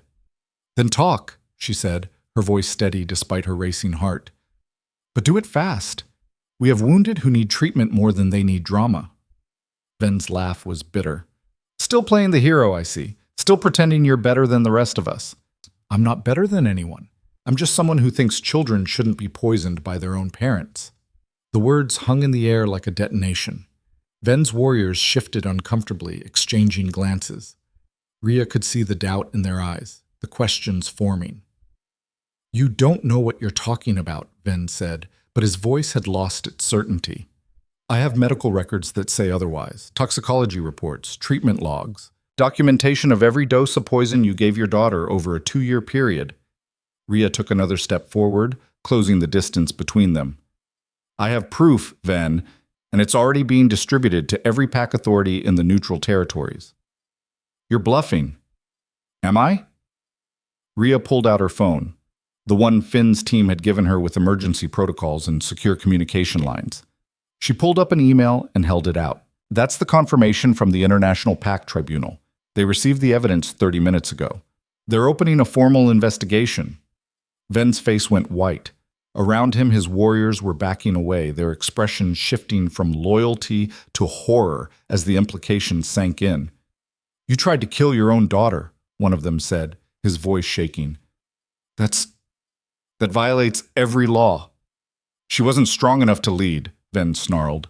"She was weak, defective, a liability. She was a child." The warrior's voice rose. "She was pack. You swore an oath to protect all pack members, especially the vulnerable, and you tried to murder her because she wasn't politically useful?" Other voices joined in, Ven's own warriors turning on him with the fury of betrayed loyalty. And Rhea watched as the alpha who'd terrorized the borderlands for decades crumbled under the weight of his own crimes exposed. "Enough!" Ven roared, and for a moment the old authority was back in his voice. "You think you've won? You think destroying me will change anything? I did what was necessary. I did what any alpha would do when faced with—" "No!" Kale's voice cut through the chaos like a blade. The Alpha King stood in the doorway, bloodied but unbowed, with Finn and a dozen Draven warriors at his back. He moved into the medical wing with lethal grace, positioning himself between Rhea and Ven. "Any alpha would protect their young," Kyle said, his voice cold enough to frost glass. "Any alpha would die before harming a pup. You're not an alpha, Ven. You're a monster wearing an alpha's skin. You have no authority over me, Draven. I came here under flag of parley. You came here to murder a witness. Your own warriors heard you admit to poisoning your daughter. That's not parley. That's a confession." Kyle gestured to the Ven warriors still standing in the medical wing. "You have a choice. Surrender to neutral tribunal authority and face trial, or resist, and we end this here." For a long moment, Ven looked like he might fight. His hand moved toward the weapon at his belt, his body tensing for violence. Then slowly, the fight drained out of him. He looked around at his own warriors, at the disgust and betrayal in their faces, and seemed to finally understand that it was over. "I want to see her," he said quietly. "My daughter. Before whatever happens next. I want to see that she's all right."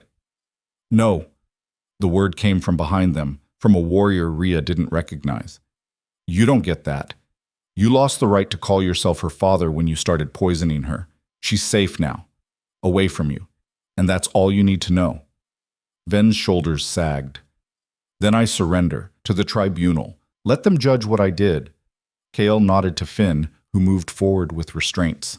As Ven's hands were bound, his warriors, the ones who'd come with him, knelt one by one before Kyle. "We seek asylum," their leader said. "We didn't know. We followed him because we believed in the pack, in the cause. But this? We can't support this." "Asylum granted," Kale said immediately, "on the condition that you testify truthfully at tribunal about everything you witnessed in Ven's pack." "We will, on our honor." As Ven was led away in chains, the medical wing slowly came back to life. Wounded warriors resumed being treated. Sarah started barking orders again. And Rhea found herself standing in the center of it all, feeling the weight of what had just happened settle over her like a blanket. She'd done it. She'd exposed Ven. She'd ended the immediate threat. She'd survived. But she'd also burned every bridge that might have led back to her old life. She'd chosen a side in a war she'd spent years trying to avoid. She'd made herself matter in ways that couldn't be undone. Kyle approached her, his movements careful around his injuries. "You okay?" he asked quietly. "I don't know," Rhea admitted. "Ask me in a few hours after I've processed that I just helped arrest one of the most powerful alphas in the territories. For what it's worth, you did the right thing." "Did I? Or did I just trade one form of violence for another?" Rhea looked up at him. "Ven will be executed, won't he? That's what happens to alphas who try to murder their own pups." "Yes," Kyle said honestly. "The tribunal will find him guilty. His pack will demand his death. It's the only way to restore balance. And I'll be the one who killed him, by testifying, by providing evidence." "You'll be the one who saved his daughter's life," Kyle corrected gently. "And potentially thousands of others who won't die in Ven's wars. Don't let him twist this into something it's not."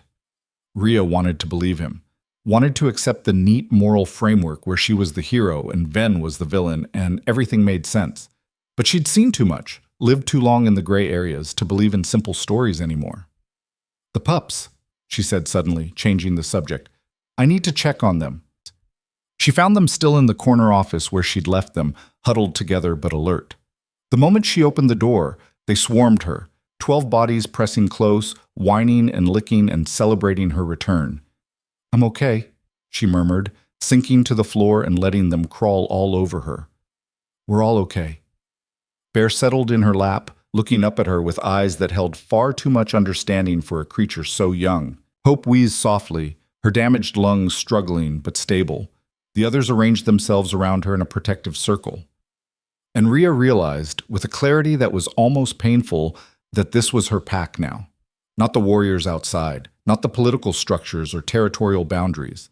These 12 lives she'd saved, they were her family, her responsibility, her reason for staying. You know what's funny? She said to them. A month ago, I was nobody. I had a job I hated, a tiny apartment, no connections, no future. I was invisible by choice. And now she was the woman who'd destroyed an alpha, the one who'd saved 12 pups, the one the warriors whispered about, the one the council feared, the one Kael looked at with something that might become respect or might become something more dangerous. Now I matter, she finished quietly, whether I wanted to or not. A soft knock on the door made her look up. Sarah stood there, her expression softer than Rhea had ever seen it. The council wants to see you, the doctor said. They're convening an emergency session.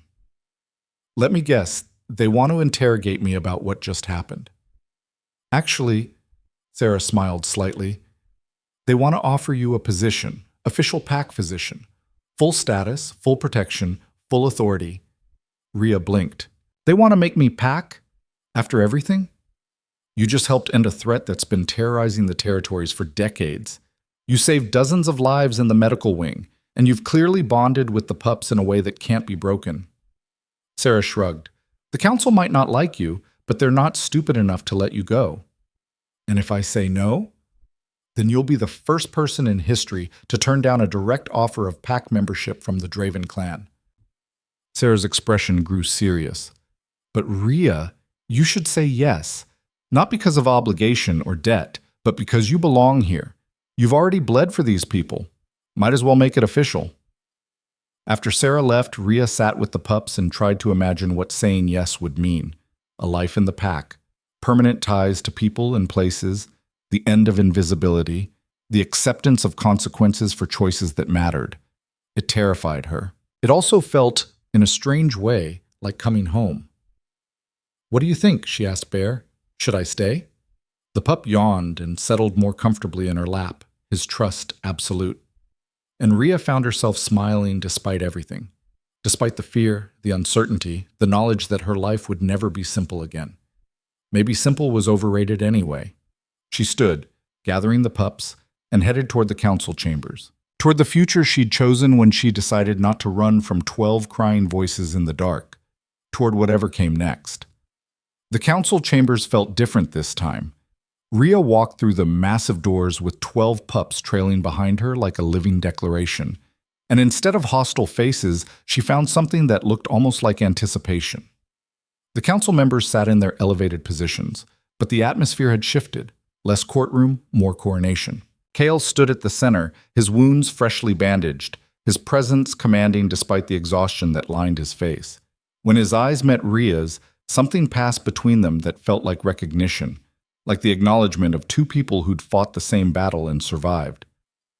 Miss Cole, Elder Marcus said, and even his voice had lost its earlier hostility. Thank you for coming. Did I have a choice? Rhea kept her tone light, but her guard was up. She'd learned not to trust sudden changes in sentiment. You've always had a choice, Kael said quietly. That's what this is about. Choosing to stay. Choosing to become one of us. Officially.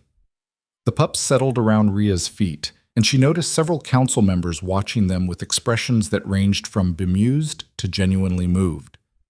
Bear, predictably, positioned himself between Rhea and the council like a tiny guardian. The Draven pack, Elder Marcus continued, seeming to choose his words carefully, has existed for 3 centuries.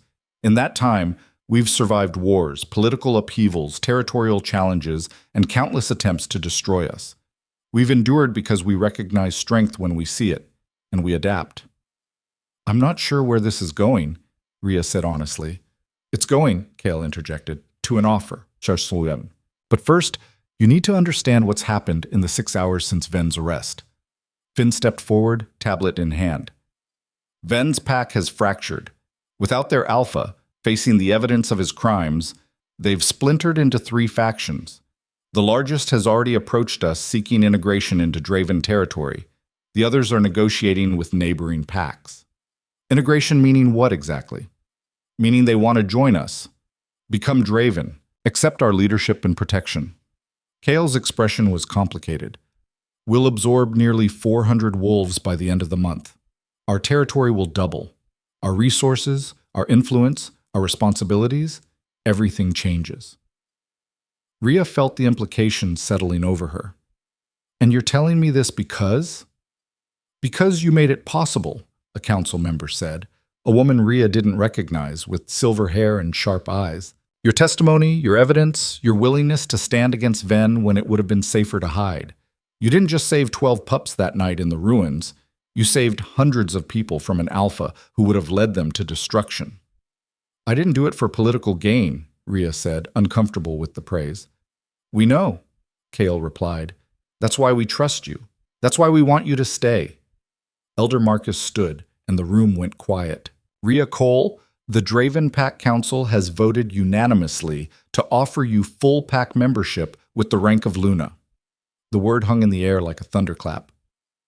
Luna, Ria repeated slowly. As in mate to the Alpha?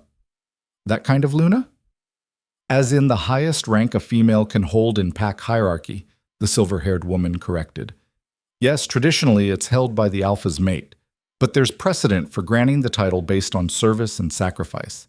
You've bled for this pack. You've saved our young. You've helped end a war. Those actions carry weight. But I'm not, Ria gestured between herself and Kael. We're not, the title doesn't require a romantic bond, Kael said, and Ria couldn't read his expression. It requires trust, capability, and the willingness to put the pack's welfare above personal safety. You've demonstrated all 3. Ria looked around the council chambers, trying to process what was being offered. Luna, second only to the Alpha in authority and responsibility. A position that would make her not just pack, but leadership, visible in ways that went beyond anything she'd imagined. What would it mean? She asked quietly. Practically? It would mean, Finn explained, that you'd have authority over pack medical services, youth welfare programs, and integration services for new members. You'd sit on this council, your voice would carry weight in pack decisions, and you'd be under the Alpha's personal protection permanently. It would also mean, Elder Marcus added, his tone more cautious, that you'd be a target. Other packs would see you as leverage against the Alpha. Your past, your network, your connections would be scrutinized constantly, and you'd never be able to walk away. Luna bonds are for life. You're trying to talk me out of it, Ria observed. I'm making sure you understand the cost. Marcus's expression was grave. A week ago, I wanted you gone. I saw you as a threat, an unknown variable in a dangerous time. I was wrong about your intentions, but I wasn't wrong about the danger. Accepting this title will paint a permanent target on your back. The target's already there, Ria pointed out. Ven's allies, the packs who benefited from his brutality, they already want me dead for what I exposed. At least this way, I'd have the resources to fight back. Is that the only reason you'd accept? Kale asked, and there was something in his voice that made Ria look at him more closely. For protection and resources? She could lie, could give the politically smart answer, the one that made this seem like a calculated decision based on survival instinct. But she'd spent too long hiding behind comfortable lies. No, she said quietly. I'd accept because those 12 pups sleeping in the medical wing deserve someone who'll fight for them the way I did in the ruins. Because the warriors who bled in that medical wing deserve a physician who understands what they're fighting for. Because... She took a breath. Because for the first time in my life, I have a chance to matter in a way that isn't just about survival. and I'm tired of running from that." The council members exchanged glances. Kale's expression softened into something that looked almost like pride. "Then the only question remaining," Elder Marcus said, "is whether you're willing to bond with the pack. The ceremony is binding, permanent, and will change you in ways you can't fully anticipate." "What kind of changes?" "You'll feel the pack," the silver-haired woman explained. "Their emotions, their pain, their joy. It's not telepathy. You won't read minds. But you'll be connected to hundreds of people in a way that's intimate and sometimes overwhelming, and they'll feel you in return." Rhea thought about that, about opening herself to that kind of vulnerability, that level of connection. Everything in her old life had been about walls, about keeping distance, about protecting herself from being known. "When?" she asked. "Tonight," Kyle said, "under the full moon, if you're certain." "I'm not certain about anything," Rhea admitted. "But I'm here, and I'm not running. That's as close to certain as I get." Kyle smiled then, genuine and warm, and Rhea felt something in her chest tighten in response. "Then let's make you pack," he said. The ceremony took place in the stronghold's central courtyard, under a sky so clear that the stars looked like ice chips scattered across black velvet. The full moon hung heavy and bright, bathing everything in silver light. Rhea stood in the center of a circle formed by the pack.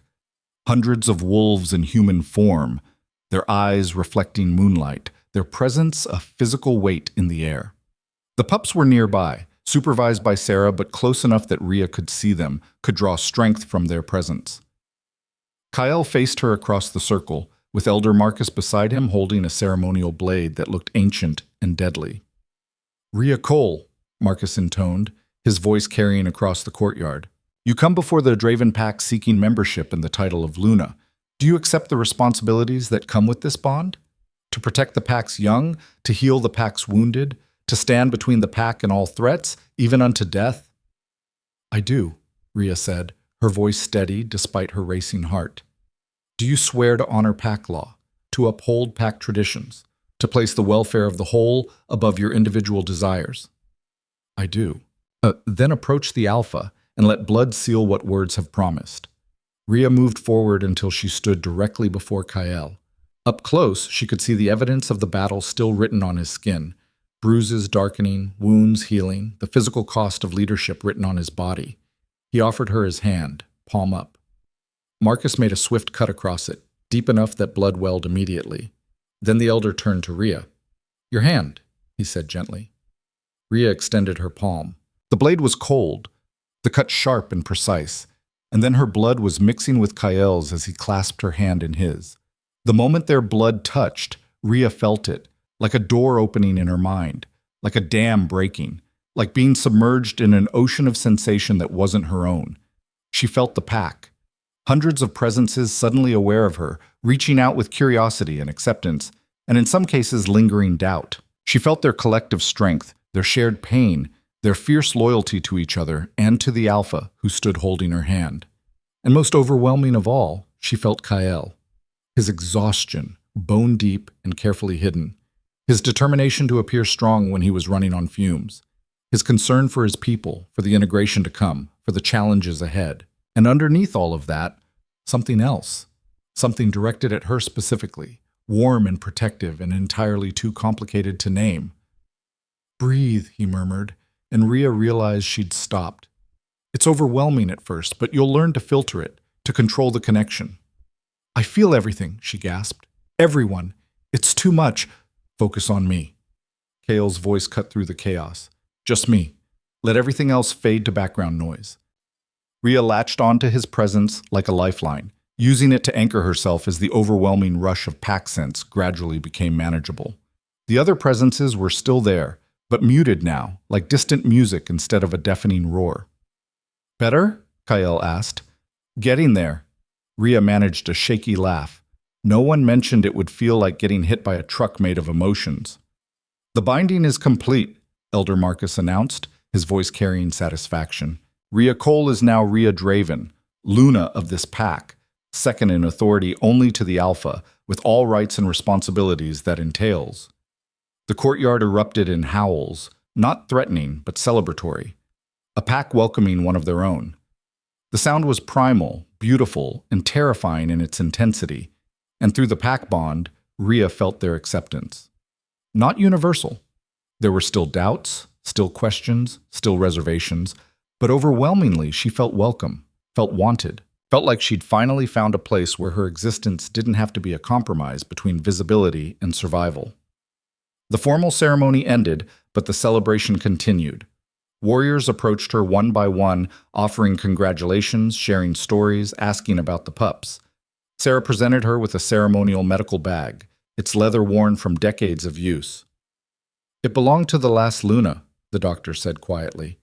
"She was a healer, too. Died defending the pack's young during a raid 20 years ago. I think she'd want you to have it." Rhea accepted the bag with hands that shook slightly. "I'll honor her memory." "You already have." As the night wore on, Rhea found herself pulled into conversations, drawn into the social fabric of the pack in ways that felt both strange and natural. She met warriors whose lives she'd saved in the medical wing, parents grateful for the pup's survival, younger pack members curious about the mysterious woman who'd become Luna. And through it all, she remained aware of Kael's presence. The bond between them hummed like a live wire, carrying impressions and emotions that made it impossible to ignore how aware of each other they'd become. It was near midnight when he finally approached her directly, pulling her aside from the celebration. "Walk with me," he said. And it wasn't quite an order, but wasn't quite a request either. They walked through the stronghold's gardens, leaving the noise of the celebration behind. The moon was setting now, painting everything in deep shadows and silver edges. The pups had been put to bed hours ago, but Rhea could still feel them through the pack bond, 12 small presences, sleeping peacefully, safe. "You're handling the bond well," Kael observed. "Most new pack members need days to adjust. You did it in hours." "Years of practice compartmentalizing," Rhea said. "Comes in handy for managing psychic connections, apparently." "Is that what we're calling it? A psychic connection?" There was something in Kael's tone that made Rhea look at him more carefully. "What would you call it?" "Complicated." Kael stopped walking, turning to face her. "The Luna bond is supposed to be purely functional, a way to ensure the Alpha's second can coordinate with the pack, can sense threats, can respond to crises. But with you?" He trailed off, and through the bond, Rhea felt what he wasn't saying, felt the attraction, the respect, the dangerous possibility of something more than political alliance. "We barely know each other," she pointed out, trying to keep her voice steady. "I know you saved 12 lives when any rational person would have saved themselves. I know you stood up to Ven when warriors twice your size were terrified. I know you spent 8 hours in a medical wing putting strangers back together with hands that never stopped, never hesitated." Kael's expression was intense. "I know everything that matters." "That's not—" Rhea struggled to find words. "Kael, I became Luna because it was the right choice for the pack, not because I was looking for whatever this is becoming." "I know that too." His voice softened. "I'm not asking for anything you're not ready to give, but I need you to understand something. When I made you Luna, I didn't just do it because you earned it. I did it because you're the first person I've met in 15 years of being Alpha who I'd trust with my pack if something happened to me, who I'd trust with my life, who I'd trust, period." The words hit Rhea like a physical impact. She'd spent so long believing trust was a liability, a weakness that got exploited. But standing here, feeling Kael's sincerity through the bond, seeing the vulnerability in his eyes. "I don't know how to do this," she admitted quietly. "How to be Luna, how to be part of something bigger than myself, how to—" She gestured helplessly between them. "Whatever this is, I've spent my entire adult life avoiding exactly these kinds of connections." "Then we learned together." Kael smiled slightly. "I've been Alpha since I was 19. I've made every mistake there is to make in leadership, but I've never had a Luna. Never had someone who could share the weight, the decisions, the impossible choices. Maybe we're both fumbling through uncharted territory." Before Rhea could respond, her phone buzzed. She pulled it out, frowning at the notification. "It's from the tribunal," she said, reading quickly. "Ven's daughter. She wants to meet me." Kael went still. "When?" "Tomorrow, at the neutral zone medical facility where we treated her." Ria looked up. She says she needs to thank the person who saved her life, and to testify against her father personally. That's dangerous. If Ven's allies find out, they won't. The tribunal is keeping her location classified. Ria made a decision. I'm going. She deserves to know she's not alone, that someone fought for her when her own father wouldn't. Then I'm coming with you. Kael, not negotiable. You're Luna now. That means you don't walk into potentially dangerous situations alone. His expression was implacable. Besides, I want to meet the girl whose survival brought down an empire. The next morning, they drove to the neutral zone in an unmarked vehicle with Finn and 2 other guards. The medical facility was nondescript, a squat building in the middle of nowhere, designed to be forgotten. Inside, a tribunal representative led them to a private room where a girl sat waiting. She was small for 12, with Ven's dark hair, but none of his cruelty in her eyes. When she saw Ria, she stood so quickly her chair nearly tipped over. "You're her," the girl breathed. "You're the one from the clinic, the one who figured out what he was doing." "My name is Ria," she said gently, moving closer. "And yes, I was part of the team that treated you. How are you feeling?"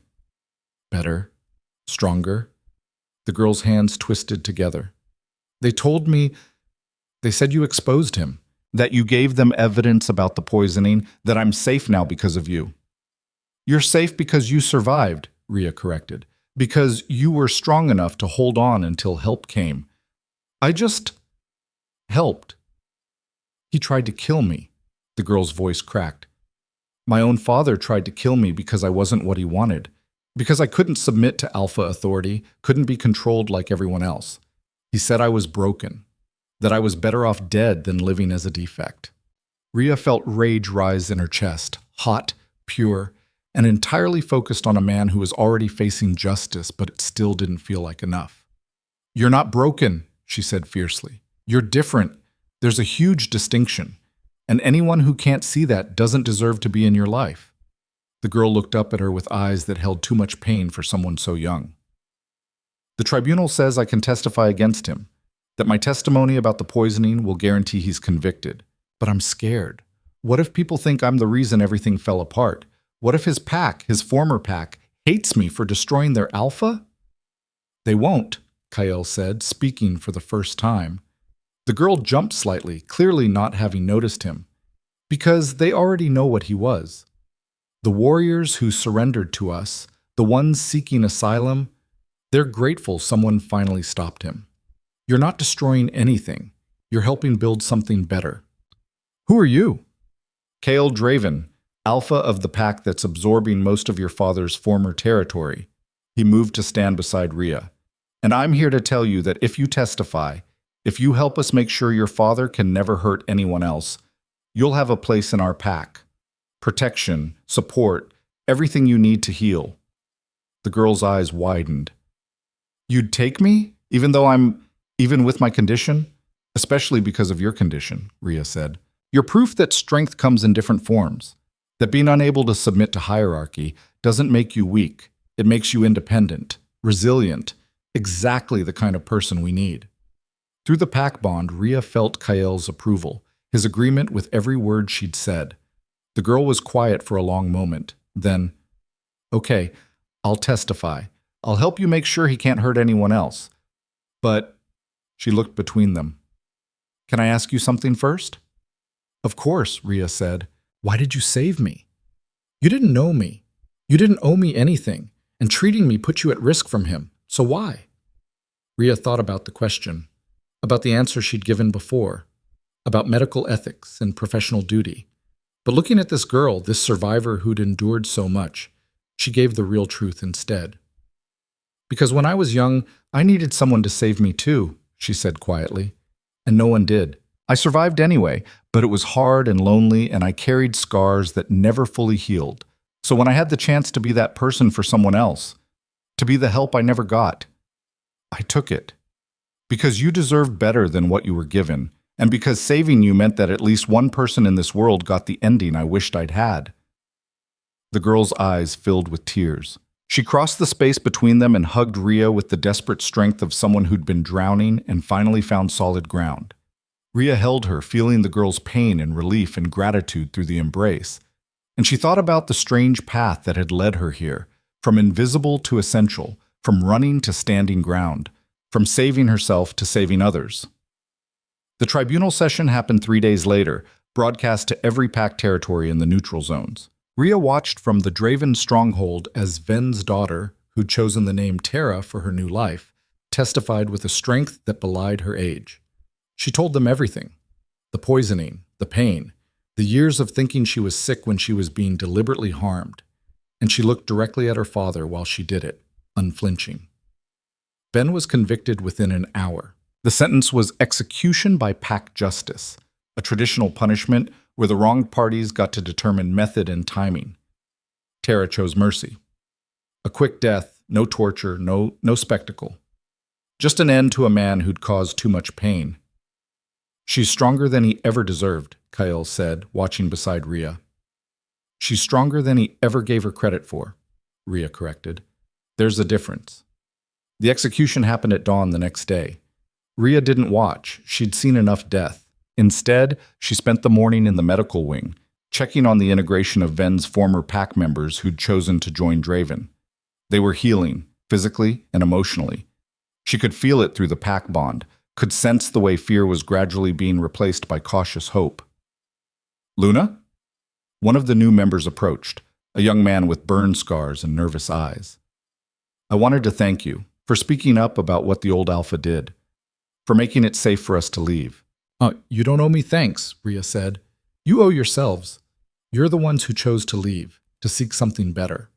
But you showed us it was possible. You proved that fighting back didn't mean dying. That's everything. Over the following weeks, Rhea fell into the rhythm of her new role. She reorganized the medical services, established youth welfare programs, and worked with Terra, who'd accepted the offer to join Draven Pack, to create support systems for wolves who didn't fit traditional hierarchy structures. The 12 pups thrived. They grew stronger, healthier, more confident. Bear became a constant presence at Rhea's side, appointed himself her personal guardian despite being less than a quarter her size. Hope's breathing improved with treatment and care, her damaged lungs slowly healing. And through it all, the bond with Kyle deepened. It wasn't romance exactly. It was something more fundamental. A partnership built on shared responsibility, mutual respect, and the kind of trust that came from surviving impossible situations together. They worked in tandem, complementing each other's strengths, covering each other's weaknesses. But there were moments, stolen glances across council meetings, hands that lingered when passing documents, conversations that stretched late into the night covering everything from pack politics to personal histories they'd never shared with anyone else. 3 months after the bonding ceremony, Rhea stood in what had become her office, formerly a storage room, now converted into a command center for pack medical and social services. Maps covered the walls showing integration progress, wellness metrics, youth development programs. Terra knocked and entered carrying a tablet. The latest numbers are in. Integration is ahead of schedule. The former Ven Pack members are bonding well with Draven traditions. That's because you've been bridging the gaps, Rhea said, smiling at the girl who'd become her unofficial assistant. You understand both sides. You're invaluable. Terra ducked her head, pleased. I had a good teacher. A commotion outside drew their attention. Through the window, they could see warriors gathering in the courtyard, excitement rippling through the pack bond. What's happening? Rhea asked, already moving toward the door. I think you should see for yourself. They emerged into the courtyard to find the 12 pups arranged in a semicircle with Bear at the center. And as Rhea watched, stunned, Bear threw back his head and howled. It wasn't the small puppy sound she'd heard before. This was a real howl, deep and resonant and unmistakably a call to pack. One by one, the other pups joined in. 12 voices rising in harmony, declaring themselves pack, declaring themselves ready to be recognized as more than just babies who'd survived tragedy. The adult wolves responded, their howls joining the pups until the courtyard rang with sound that was pure, joyful, and achingly beautiful. Kyle appeared at Rhea's side. They're ready, he said quietly, ready to be formally recognized as pack members in their own right, and they want you to perform the ceremony. Me? Rhea's voice caught. I've only been Luna for 3 months. There must be traditions, protocols. There are. And the tradition is that pups are brought into full pack membership by the pack member they're most bonded to. Kael smiled. That's you. It's always been you. The ceremony happened that night, under stars that looked like the same ones that had witnessed Rhea's own bonding. But this time, she stood in Kael's place, with Elder Marcus guiding her through the ritual. One by one, the pups came forward. She marked each with the ceremonial mixture of ash and earth, speaking their names, welcoming them as full pack members. When Bear approached, the last, the largest, the one who'd been her guardian from the beginning, Rhea felt tears threatening. Bear Draven, she said, her voice thick with emotion. I welcome you to the pack. May you grow strong, brave, and true. Bear looked up at her with eyes that held absolute trust, and through the bond Rhea felt his love, his loyalty, his unshakable certainty that she would always protect him the way she had in the frozen ruins. The ceremony ended with howls again, the pack celebrating 12 new full members. And as the sound rose into the night sky, Rhea felt something inside her finally, completely settle. She was home. Not the place she'd grown up, not the apartment she'd abandoned, not any physical location. Home was this pack, these people, these 12 lives she'd chosen over her own survival and who'd given her a reason to live that went beyond mere existence. Later that night, after the celebration died down, Rhea found herself back in the gardens with Kael. It was becoming their habit, these late-night walks where they could speak freely, away from council politics and pack responsibilities. You know what's funny, Rhea said, looking up at the stars. 6 months ago, I was nobody. I had carefully constructed my entire life around being forgettable, unremarkable, safe in obscurity. And now you're Luna of one of the most powerful packs in the territories, Kael finished. Second in command to an alpha, responsible for hundreds of lives, recognized across neutral zones as the woman who brought down Marcus Venn.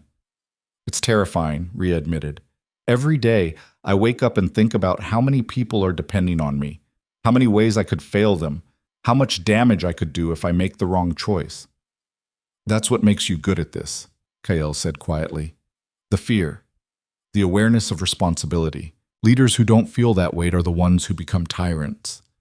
Is that what you feel? Fear? Every single day. Kael's smile was rueful. But I also feel something else now, something I didn't have before you became Luna. What's that? Hope. He turned to face her fully. For the first time since I became Alpha, I'm not just trying to survive, to hold territory, to keep my people from being destroyed by enemies on all sides.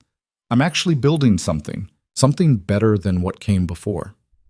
And I'm doing it with someone who challenges me, who makes me think differently, who sees possibilities I miss. Rhea felt her breath catch. Through the bond, she could feel his sincerity, his respect, and underneath it, the attraction that had been building since the first moment he'd seen her half frozen in the ruins. Kael, she said carefully, I can't be what you might want me to be. I'm damaged. I'm scarred from things you don't know about. I'm perfect exactly as you are, he interrupted. Rhea, I'm not asking you to be anything other than who you already are. The woman who saved 12 pups. The Luna who reorganized our medical services and integration programs. The person who sees Terra's independence as strength instead of defect. That's who He paused, seeming to choose his words carefully. That's who I want beside me. Not some idealized version. You. This is happening fast, Rhea said, but she didn't pull away. We nearly died multiple times in the span of 2 weeks. Fast seems relative. Kael's smile was gentle. But I'm not rushing you. We have time. All the time you need to figure out what you want this to be. What she wanted. Rhea turned the question over in her mind, examining it from all angles, and realized, with a clarity that was almost painful, that she already knew. She wanted this, wanted the partnership, the connection, the dangerous possibility of letting someone see all of her, scars and fears and complicated history, and choosing her anyway. I'm going to mess this up, she warned. I've never been good at relationships. I don't know how to be vulnerable without it feeling like a weakness. And I have trust issues that could fill a psychology textbook. I'm alpha of a wolf pack in the middle of territorial tensions that could explode into war at any moment, Kael countered. I have control issues, a tendency to shoulder responsibility that should be shared, and a habit of making unilateral decisions that drive my advisors crazy. We're both disasters. We'll figure it out together." Rhea laughed, the sound surprising her. "That's possibly the least romantic declaration I've ever heard. Want me to try again? I can do flowers and poetry if that's your thing." "No," Rhea said, moving closer. "This is perfect. Honest disasters figuring it out together. I can work with that." When Kyle kissed her, it felt like coming home and jumping off a cliff simultaneously, terrifying and right, and entirely too natural for something that should be complicated. Through the bond, she felt his joy, his relief, his determination to protect what they were building. And she let herself feel it all, let herself be open in ways she'd never allowed before. They broke apart eventually, both breathing hard, foreheads resting together. "So," Kyle said, his voice rough, "is this the part where I formally court you according to pack traditions? Because I should warn you, some of them involve hunting and territorial displays, and how about we make our own traditions?" Rhea suggested. "We're already rewriting most of the rules. Might as well keep going." "I like the way you think, Luna." The months that followed were a blur of integration challenges, political negotiations, and building something that looked less like the old territorial pack system and more like an actual community. Rhea's network, the one she'd thought destroyed, began emerging from hiding. People she'd helped, connections she'd made, resources she'd cultivated. But instead of operating in shadows, they integrated into Draven's official structures. Medical outreach programs, refugee assistance, support systems for those fleeing abuse. "You're building an empire," Sarah observed one afternoon, watching Rhea coordinate 3 different programs simultaneously. "I'm building a safety net," Rhea corrected. "There's a difference." Tara had become invaluable, using her unique perspective to identify gaps in traditional pack structure and propose solutions. The youth programs she designed were being adopted by other packs, creating a ripple effect of change across the territories. And the 12 pups, now 6 months old and growing rapidly, had become symbols of transformation. They represented what was possible when someone chose compassion over survival, when risk led to reward, when the right choice was also the hardest one. Bear, true to form, had appointed himself Rhea's permanent shadow. Where she went, he followed, growing larger and more protective by the day. The other pups had bonded with various pack members, but they all returned to Rhea regularly, checking in, seeking guidance, treating her like the mother they'd lost. One evening, 9 months after the bonding ceremony, Rhea stood on the stronghold's highest tower, watching the sunset paint the territories in shades of gold and crimson. Below, she could see pack members going about their evening routines. Warriors training, families gathering for dinner, young wolves playing in the courtyard. Her pack, her family, her home. Kyle found her there, as he often did during these quiet moments. "Penny, for your thoughts?" he asked, sliding an arm around her waist. "Just thinking about how different everything is," Rhea said, leaning into him. "How different I am." "Regrets?" "Not even one." She turned to face him. "Well, maybe one small regret." "What's that?" "That I waited so long to stop running, that I spent so many years trying to be invisible when I could have been." She gestured to the stronghold, the pack, everything they'd built together. "This." "You weren't ready for this then," Kyle said gently. "You needed to survive first, to learn who you were on your own before you could become who you are with us." "When did you get so wise?" "I've been taking lessons from my Luna. She's pretty smart." Rhea laughed, the sound free and genuine. Through the bond, she could feel the pack's contentment, Kyle's love. The 12 pups settled in for the night with full bellies and safe beds. "I have news," she said, suddenly nervous. Kyle's attention sharpened. "Good news or concerning news?" "That depends on your perspective." Rhea took a breath. "I'm pregnant." The words hung in the air between them. Through the bond, she felt Kyle's shock, then joy so intense it nearly knocked her over. We're... He seemed unable to form complete sentences. "We're going to have a baby. Probably in about 7 months, if Dr. Chen's estimates are correct." Rhea smiled. "Surprise?" Kale swept her into his arms, spinning her around despite her protests about dignity and Luna decorum. When he finally set her down, his eyes were bright with unshed tears. "This changes everything," he said. "Everything's already changed," Rhea pointed out.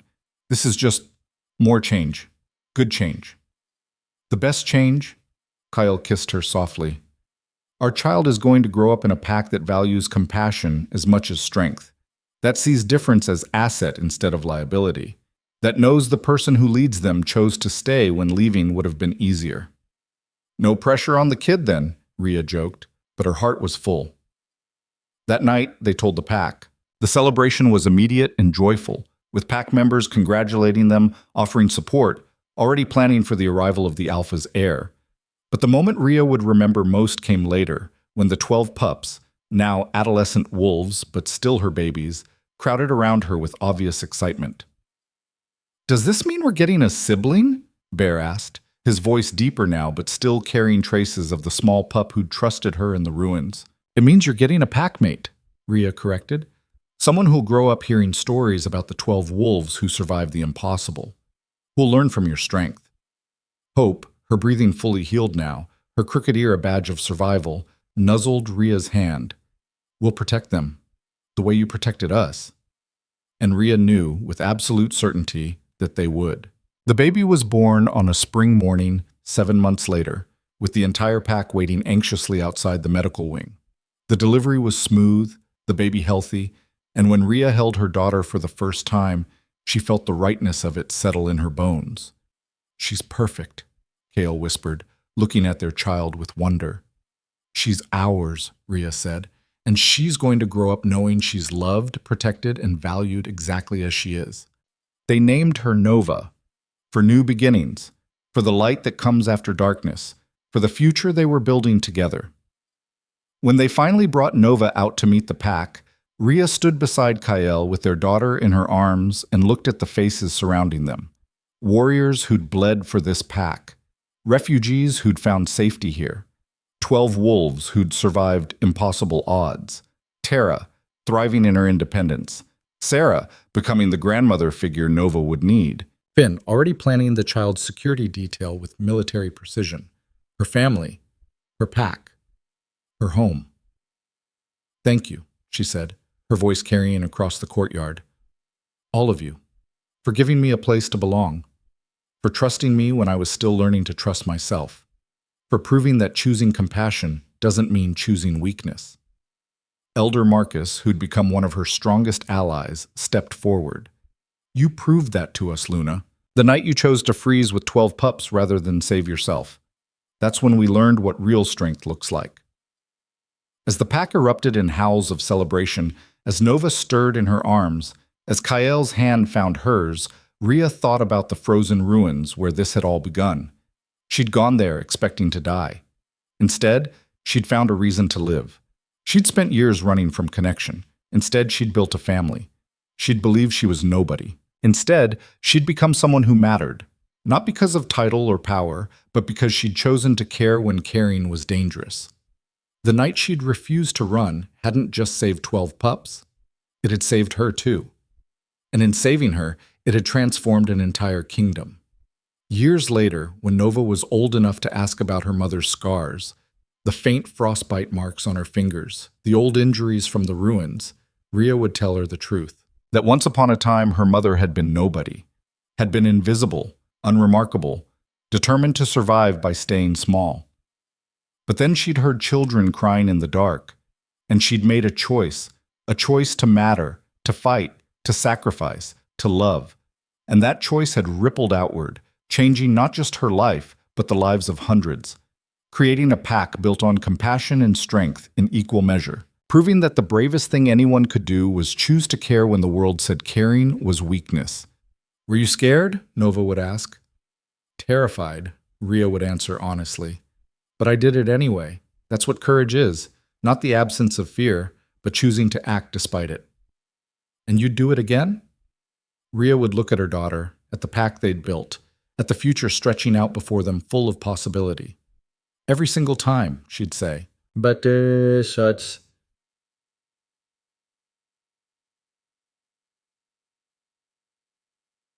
That night in the ruins didn't just save 12 lives.